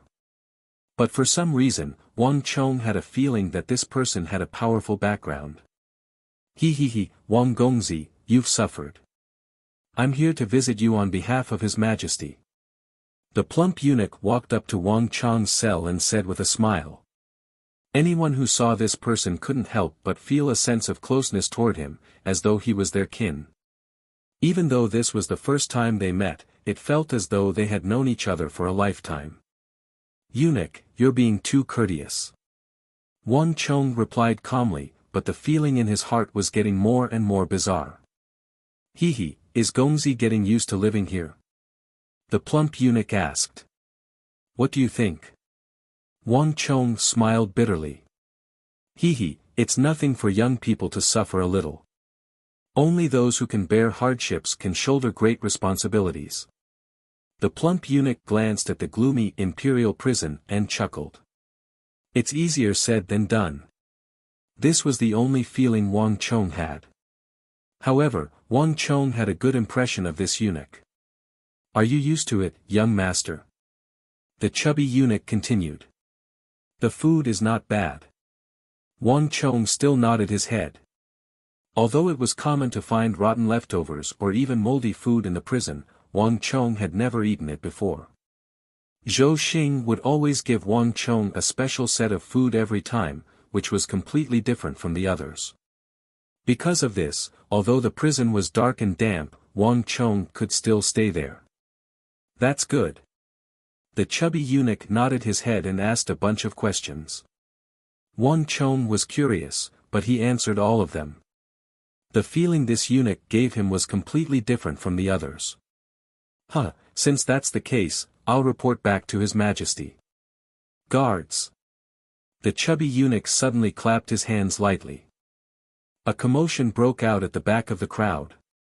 It was at this moment that Wang Chong realized that there were two beautiful palace maids hidden at the back of the crowd. However, due to their short stature, they were blocked by the tall and sturdy chamberlains of imperial insignia, so he didn't notice them. This person actually brought palace maids in here. Wang Chong looked at the eunuch before him in shock. At the same time, he was also curious about the other party's identity. Even the Ministry of Punishment's prison forbade women from entering, needless to say, the imperial prison. To be able to bring palace maids into the imperial prison, this was no simple feat. Wang Gongzi, the imperial prison is cold. These pills are a token of His Majesty's goodwill. Gongzi, feel free to consume them. The chubby eunuch said. In the hands of the two palace maids was a silver plate each. On each of the silver plates, there was a brocade box for storing pills. Even without opening it, Wang Chong could sense that these two pills weren't ordinary. Wang Chong was bewildered. He was getting more and more uncertain about the intentions of this chubby eunuch. Could it be that he was just here to give him two pills? Thank you, Gong Gong. Wang Chong didn't stand on ceremony this time. He reached out and took the two boxes from the silver plates. Da. Just as Wang Chong was about to take the boxes, flurried footsteps sounded. Chamberlain of Imperial Insignia rushed over from the side. Gong Gong Gao, the Chamberlain of Imperial Insignia swept his gaze across the surroundings and spotted the chubby eunuch. He walked over and whispered into his ear. Wang. Hearing the words of the Chamberlain of Imperial Insignia, Wang Chong's heart jolted. He lifted his head and looked at the chubby eunuch. It's him. A wave of shock surged through Wang Chong's heart. He suddenly realized the identity of the person before him. No wonder he said that he could represent His Majesty. No wonder he was able to bring a palace maid into the imperial prison. Wang Chong didn't expect that he would meet this legendary existence in the imperial prison. Gong Gong. Wang Chong suddenly spoke up. Can I ask you for a favor? These words were out of everyone's expectations, and in an instant, everyone's gazes turned to look at him. Even the Chamberlain of Imperial Insignia who had rushed in at the very end looked over in astonishment. Oh. Gong Gong, what do you think? The eyebrows of the chubby eunuch twitched in surprise. Then, he stared at Wang Chong with interest. Gong Gong, can you find a way to release him? Wang Chong stretched out a finger and pointed to Zhang Munian in the cell next door. Hearing those words, Zhang Munian was dumbfounded. The other prisoners who were looking over curiously were also dumbfounded. Don't. Me too. Wang Gong Gong, get them to let me out as well. No. Why should I let him out? Let me out. I'm the one who should be let out. Lord, save me. I didn't do anything wrong, I don't deserve to die. I want to get out. That the prisoners in the cell immediately grew agitated, and they began shouting frenziedly. The eyebrows of the chubby eunuch twitched, and he harumphed coldly. In an instant, the temperature in the imperial prison plummeted. The prisoners, who had been grumpy just a moment ago, felt suffocated. A look of fear appeared in their eyes, and they immediately quietened down. Gong Gong, can you tell me why I want to save him? Only then did the chubby eunuch turn around and look at Wang Chong with interest. Clearly, Wang Chong's words had caught his attention. Locked in the imperial prison, the other party didn't want to let him out, but wanted to save another person. He couldn't help but feel curious. Because this person is beneficial to the empire. Wang Chong replied grimly. Oh. A grim expression finally appeared in the chubby eunuch's eyes. For the first time, he looked at Zhang Munian. The latter's eyes were widened, but the shock he felt wasn't any less than his. Gong Gong, can you tell me why? The chubby eunuch asked. If someone else had said those words, he might have laughed it off. But the young man before him. After witnessing the other party's astounding feats, even he didn't dare to underestimate the other party's words. Especially when Wang Chong said that, this person is beneficial to the empire. I can't explain it clearly, but Gong Gong, you should trust me. Besides, he shouldn't be here in the first place. It was King Qi who, for his own selfish reasons, sent him here. Wang Chong replied calmly. In the prison, Wang Chong gradually got to know Zhang Munian, and he also learned some things regarding the latter. Zhang Munian should have been locked in the Bureau of Punishment's prison. Some time ago, Zhang Munian was supposed to be transferred out, but for some reason, he suddenly changed his mind and was escorted from the Bureau of Punishments to the imperial prison. From the very beginning, Zhang Munyan was still confused about this matter, unable to make sense of what was going on. He couldn't understand what was going on. Just that, as he was a prisoner on death row, Zhang Munyan didn't think too much into it. However, Wang Chong was different. After asking Zhang Munyan about the timeline, Wang Chong finally understood what was going on. The king of Song had indeed helped him, and Zhang Munyan's case was sent back to the Bureau of Punishments. But later on, Zhang Munyan's case was rebuffed. Judging from the timing, it happened to be around the time when the king of Song was demoted, and King Qi intervened in the Bureau of Military Personnel and Bureau of Punishments. King Qi might not know who Zhang Munyan was, but he knew that there was nothing wrong with supporting the king of Song and opposing the king of Song. Thus, Zhang Munyan's case was rebuffed. On top of that, he was sent to the imperial prison, which was even more heavily guarded. In other words, Wang Chong was the one who caused Zhang Munyan's imprisonment. King Qi. The chubby eunuch frowned, and he seemed to have thought of something. I understand. Tell your warden that His Majesty wants this person. Bring him out. The chubby eunuch flicked his wrist and flashed a token. Wang Chong wasn't able to see the token clearly, but the other prison guards had a look of respect on their faces. It seemed like the token was an incredible object. The prison guards nodded and immediately opened the cell. They walked in, unlocked the shackles, and dragged Zhang Munyan out from the cell. Putting aside Zhang Munyan and the other prisoners, even Wang Chong was dumbfounded. He was more and more certain of the chubby eunuch's identity. This isn't fair. This isn't fair. Why did you release him but not me? I want to go out as well. Release me. The prison guards seemed to have received a huge blow. Their eyes reddened, and they grabbed onto the bars and bellowed furiously. Entering the imperial prison was equivalent to being a dead man. Shut up. Everyone, quiet down. A few chamberlains of imperial insignia walked over and berated them. I still have matters to attend to, so I'll be leaving first. Lord Sun, I'll leave this to you. This time, the chubby eunuch didn't say anything. After leaving a few guards behind, he led Zhang Munyan out of the imperial prison. Almost at the same time, a middle-aged man who looked like an official walked over. Lord Sun. Wang Chong stared at the other party in astonishment. This person was none other than Lord Sun Qian, who was in charge of finance in the royal court.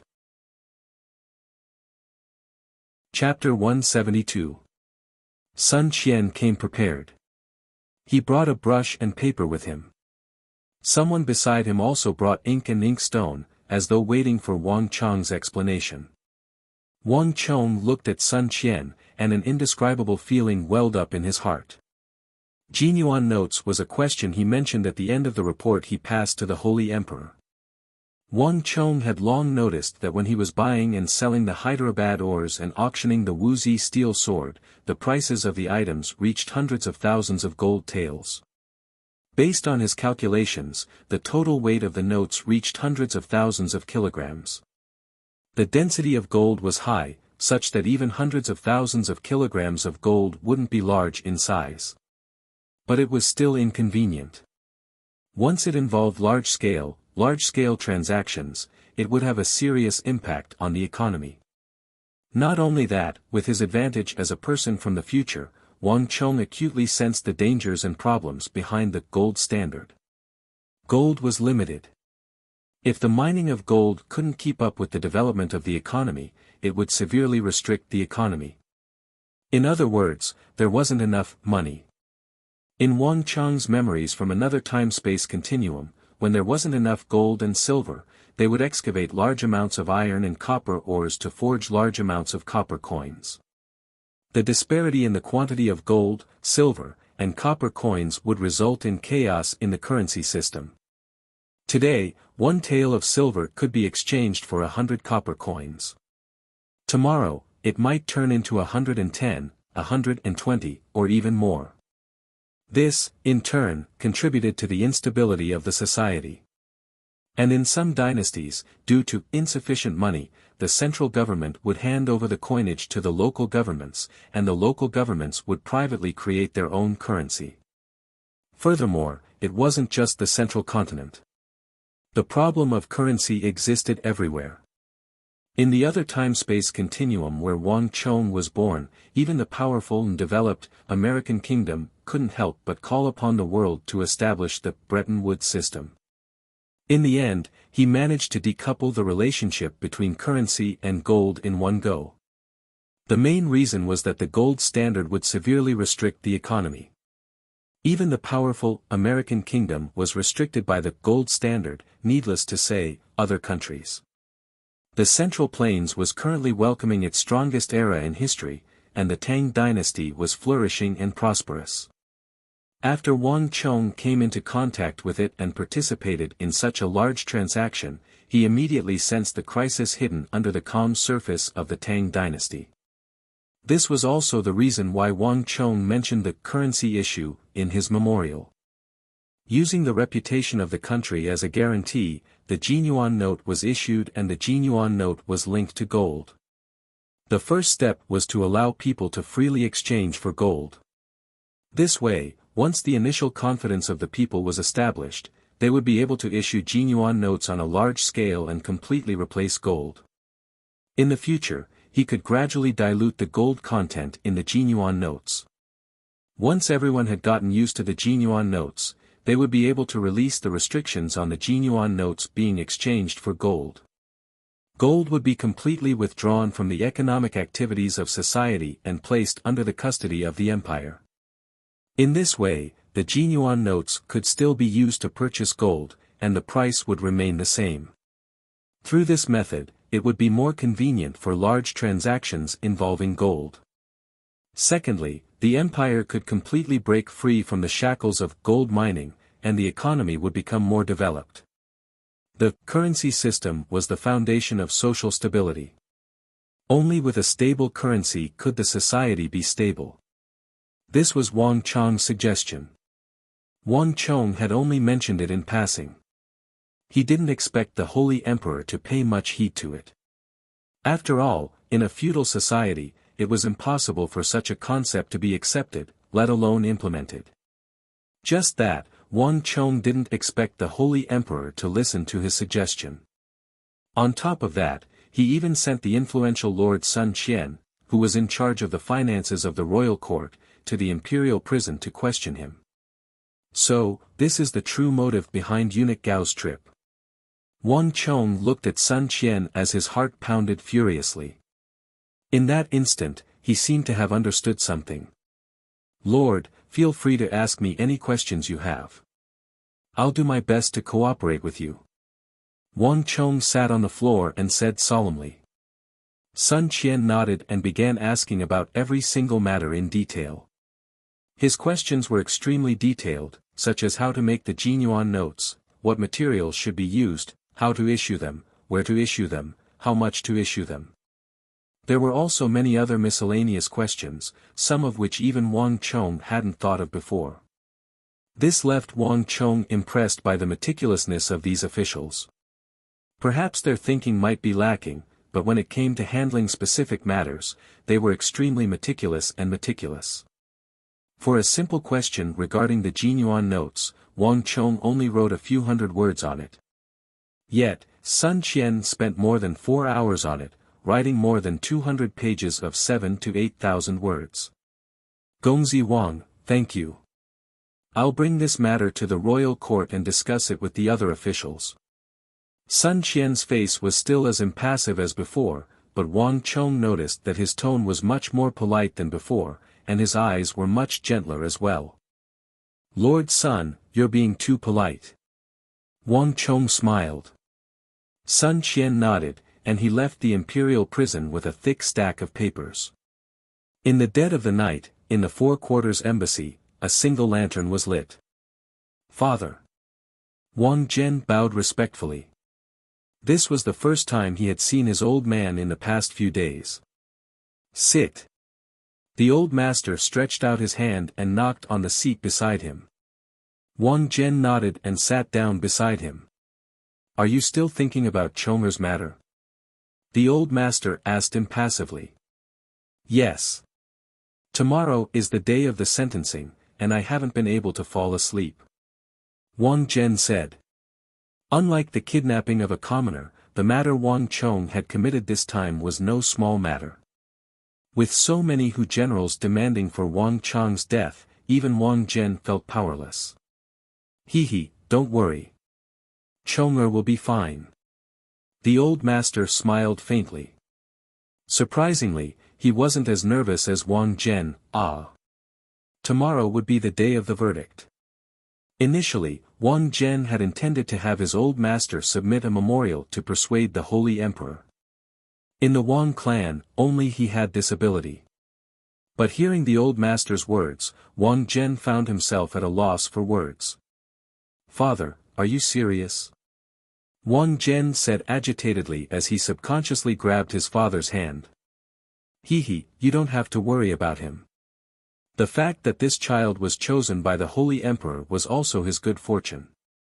In the future, with this fortuitous encounter, even if I'm no longer around, I'll be able to help you.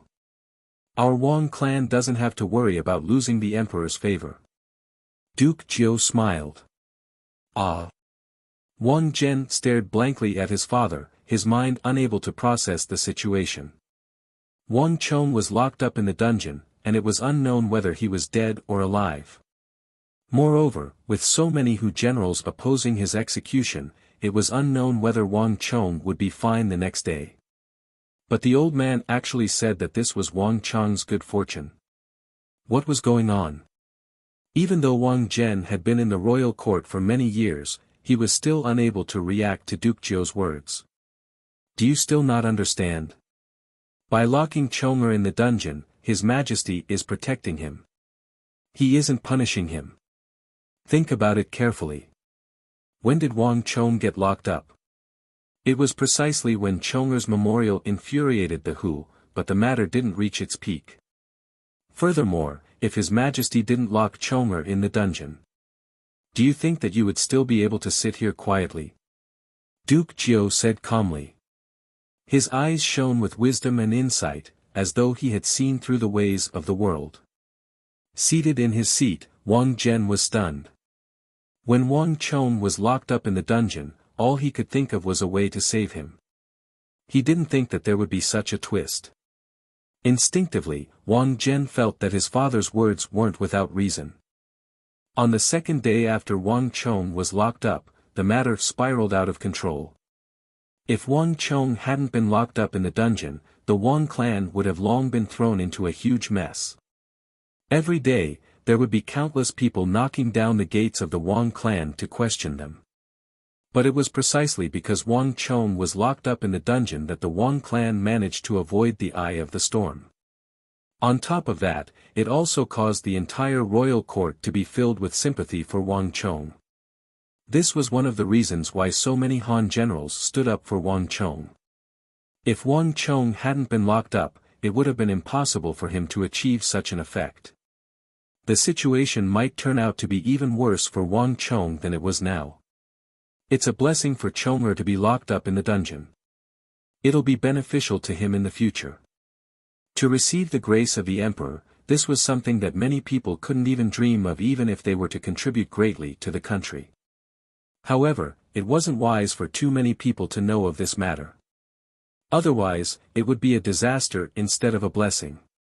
That's why I've been refusing to meet you all for the past few days. Duke Jiu said calmly. I see. Wang Chong heaved a long sigh of relief. The doubts that had plagued him for the past few days had finally been resolved. It was no wonder why his father had been avoiding him all this while. It was no wonder why his father chose to remain silent on such a huge matter despite the Hu's demand for Wang Chong's death. Even though he found it hard to believe, he knew that his father wouldn't lie on such a matter. Go back and have a good rest. Tomorrow will be the day when the Holy Emperor announces his verdict.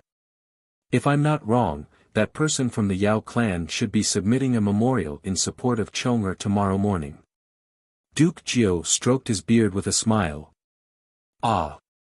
How could this be? Wang Zhen abruptly lifted his head in shock. Duke Jiu chuckled, but he didn't explain this time. The moon set, and the sun rose. Finally, it was time for everyone's attention. Regardless of whether it was the Hu by the borders, the Han generals of the Tang dynasty, or the officials of the royal court, everyone was looking forward to the verdict of the Holy Emperor. To most people, this wasn't just a matter of Wang Chang's life or death. It involved the authority and standing of the Hu and Han generals in the Tang dynasty. By the decree of the heavens, the emperor declares, the regional commander system will continue to be implemented. Regardless of whether it's Hu or Han, they will be able to assume the position. After the royal court has agreed on it, it will be officially implemented. As for Wang Chong, even though the memorial he wrote was biased, it wasn't without merit. The proposal of the Jinyuan note is beneficial to the country and the people. Thus, he will be spared from death. However, to serve as a warning to others, he will be sentenced to 3 months of imprisonment. End of the decree. News of the decree shook the world. Regardless of whether it was Hu or Han, everyone cheered. To the Hu, it was a huge improvement that the regional commanders system wasn't abolished. On top of that, a Hu could be appointed as a regional commander. This also showed how highly the royal court regarded the Hu generals. And to the Han generals, even though so many Hu generals requested for Wang Chang's death, he was only sentenced to 3 months of imprisonment. This was a huge victory for them. More importantly, the regional commanders system and the strategy of utilizing Hu were only left with the regional commanders system and the strategy of utilizing Hu. Chapter 173. And just 1 day later, another order from the sage emperor was sent to the border in the form of a follow-up. In order to balance the conflict between the Hu and Han generals, as long as 50% of the soldiers in the border troops are Han, 20% of the generals must be Han. This decree was spread across the borders by the Holy Emperor. Fomen Linta, Gao Xianji, Geshu Han, and Sis Han. All of the Hu generals in the empire had a copy of this decree placed on their desks. However, this decree didn't cause too much of a commotion by the borders. For over 50% of the soldiers to be Han, 20% of the generals must be Han. This rule wasn't too excessive. In the past, it was a little too extreme to have all of the generals be Hu. It was just that the Holy Emperor didn't ask about this matter, so everyone went along with it. But now that the Holy Emperor had issued the decree, they had no choice but to obey it. Even Fomen Linta and Gao Xianji could only bow their heads in gratitude. Even though it's not satisfactory, it's still a success. Wang Chong received the news in the imperial prison. The regional commanders system wasn't abolished, and it was still being implemented. This left Wang Chong a little disappointed. He had already done his best. The old master, the petition to the Holy Emperor. He had done everything he could, and he even had the support of so many Han generals. But the wheels of history continued to roll on, and it wasn't something that could be stopped. Even so, his efforts weren't in vain. At the very least, he had gotten rid of the utilizing the Hu strategy. In other words, while the Hu generals could take on the role of regional commanders, so could the Han generals. This also reduced the threat of the Hu wreaking havoc in the world in the future. On top of that, as long as 50% of the soldiers in the border troops were Han, 20% of the generals must be Han. This was also a huge improvement. At the very least, there was still room for improvement for the Han soldiers. As for the 3 months of imprisonment, Wang Chong didn't mind it at all. It didn't matter where he stayed. In the imperial prison, he could practice the little yin-yang art in peace. In terms of time, it was just enough for him to master it. Walala. As the chain shook, Wang Chong quickly calmed down and focused on cultivating. Waves of red light circulated within his body. I didn't expect him to survive even like this. Within the Yuzhen palace, Yang Zhao held the Holy Emperor's verdict and muttered to himself in shock. Many people were watching this verdict, and Yuzhen palace was one of them. This was because the outcome of this matter would determine the attitude of Yuzhen Palace and other powers toward the Wang clan and Wang Chong in the future. It would determine whether they would get close to them or distance themselves from them, whether they would support them or oppose them. In this incident, countless Hu generals had stepped forward to demand Wang Chong's death. Foman Linta, Gao Xianji, Geshu Han. Just hearing the names of these Hu generals made Yang Zhao's scalp tingle in fear. Under such immense pressure, he thought that Wang Chong would be doomed. At the very least, he would be severely punished. Who could have thought that it would only be 3 months of confinement? Big brother, do you know of the Jinyuan note system? In the tent, Consort Taizhen suddenly spoke. The Jinyuan notes had played a crucial role in Wang Chong's trial. Little sister, you've asked the right person. Even though those people in the royal court are all muddle-headed and think that the Holy Emperor is helping Wang Chong, I can tell you that it's not the Holy Emperor who is helping Wang Chong. They are still underestimating the usefulness of the Jinyuan notes. If this system were to be implemented, it would be a huge credit to the royal court. Even if we were to be treated as nobles, generals, or ministers, it would still be within our rights. Yang Zhao said indifferently with a rather arrogant expression. Even though he spent his days wandering around the gambling dens, Yang Zhao was skilled in calculation and had a natural talent for things related to money. Many people were still confused about Wang Chong's Jinyuan note system, and not many people were discussing it. However, Yang Zhao could sense the importance of it at first glance. Oh. Big brother, aren't you exaggerating a little? Is the Jinyuan note really that formidable? In the tent, Consort Taizhen was astonished. She had only asked casually, but she didn't expect her big brother, Yang Zhao, to have such a high evaluation of it. Little sister, you don't have to worry about basic necessities at the moment, so you don't know. Do you know how much gold the Tang dynasty mined in a single year? Yang Zhao chuckled. Before Consort Taizhen could reply, he revealed the answer himself. 200,000 taels. It sounds like a lot, but let me tell you, 2 years ago, it was 300,000 taels, and before that, it was 500,000 taels. There's a limit to the amount of gold, and as gold is mined, the amount will decrease. There's still 200,000 taels this year, but next year, there might only be 100,000 taels. By the year after that, there might only be 80,000 taels, 70,000 taels, or even 50,000 taels. Do you know what this means? The Tang dynasty, the vast central plains, is only able to mine several 100,000 taels in a single year. Do you know what this means? The empire is running out of money. How is that possible? Consort Taizhen exclaimed in astonishment. She finally understood the severity of the matter.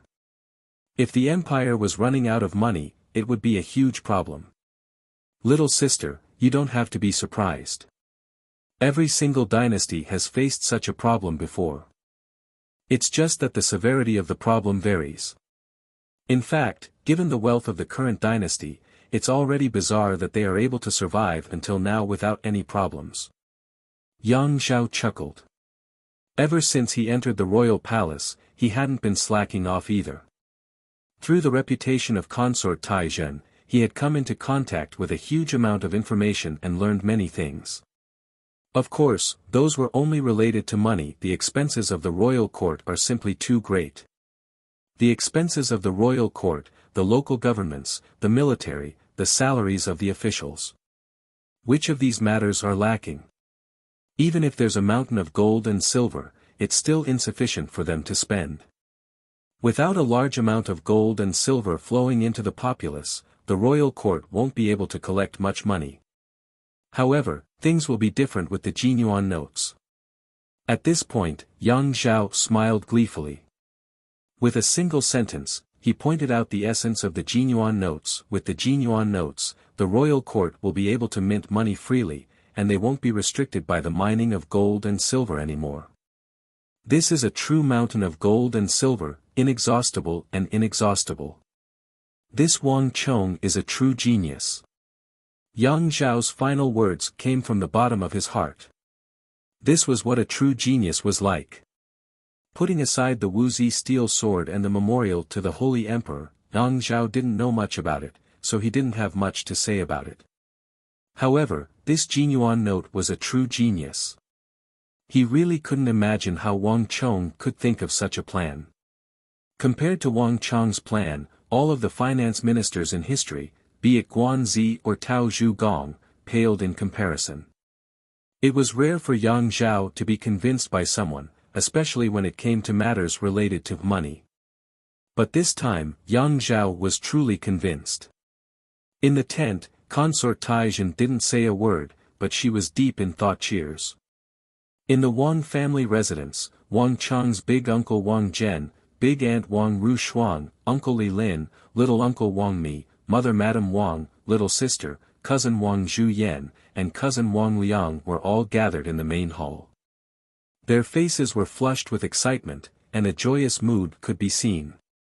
After the verdict of Wang Chong was announced, the happiest ones were none other than the Wang clan. Even though the Wang clan had its own internal conflicts in the past, this time, everyone was truly working together to celebrate this news. Even though they didn't realize it, due to their relationship with Wang Chong, the entire Wang clan had unknowingly formed a united front. Not even they had realized that because of their relationship with Wang Chong, the entire Wang clan had unwittingly coalesced into an iron plate. Even the usually strict big uncle had a smile on his face when he appeared in the Wang family residence. He even took the initiative to pour a few cups of pomegranate juice from the western regions for his little sister. Such a situation was unimaginable in the past. Thank you, everyone, thank you.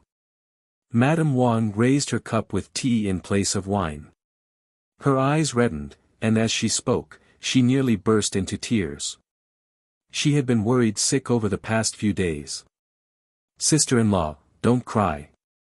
Everything is over now, everything is fine. Wang Chong's aunt, Wang Ru Shuang, consoled her softly. Madame Wang nodded her head and wiped away her tears. On the other hand, the Wang family's little sister was quick-witted. She raised her large glass cup high and said, "Come. Here's to young brother coming out soon." His words made everyone laugh. One by one, they stood up. Come, cheers. The imperial prison was isolated from the world. Wang Chong was oblivious to the happenings outside. He cultivated quietly by himself. Lad, who in the world are you? Just as Wang Chong was cultivating, a bright voice suddenly sounded in his head. At the same time, the Stone of Destiny, which had been silent for a long time in Wang Chong's head, spoke the voice that Wang Chong was familiar with: Destiny Change, Mysterious Prisoner of the Underground Prison Mission Reward, 100 Destiny Energy. Wang. Hearing this voice, Wang Chong was taken aback. Who? Who is it? Wang Chong abruptly opened his eyes and scanned the surroundings. But the surroundings were silent. Other than him, no one else seemed to have heard the voice.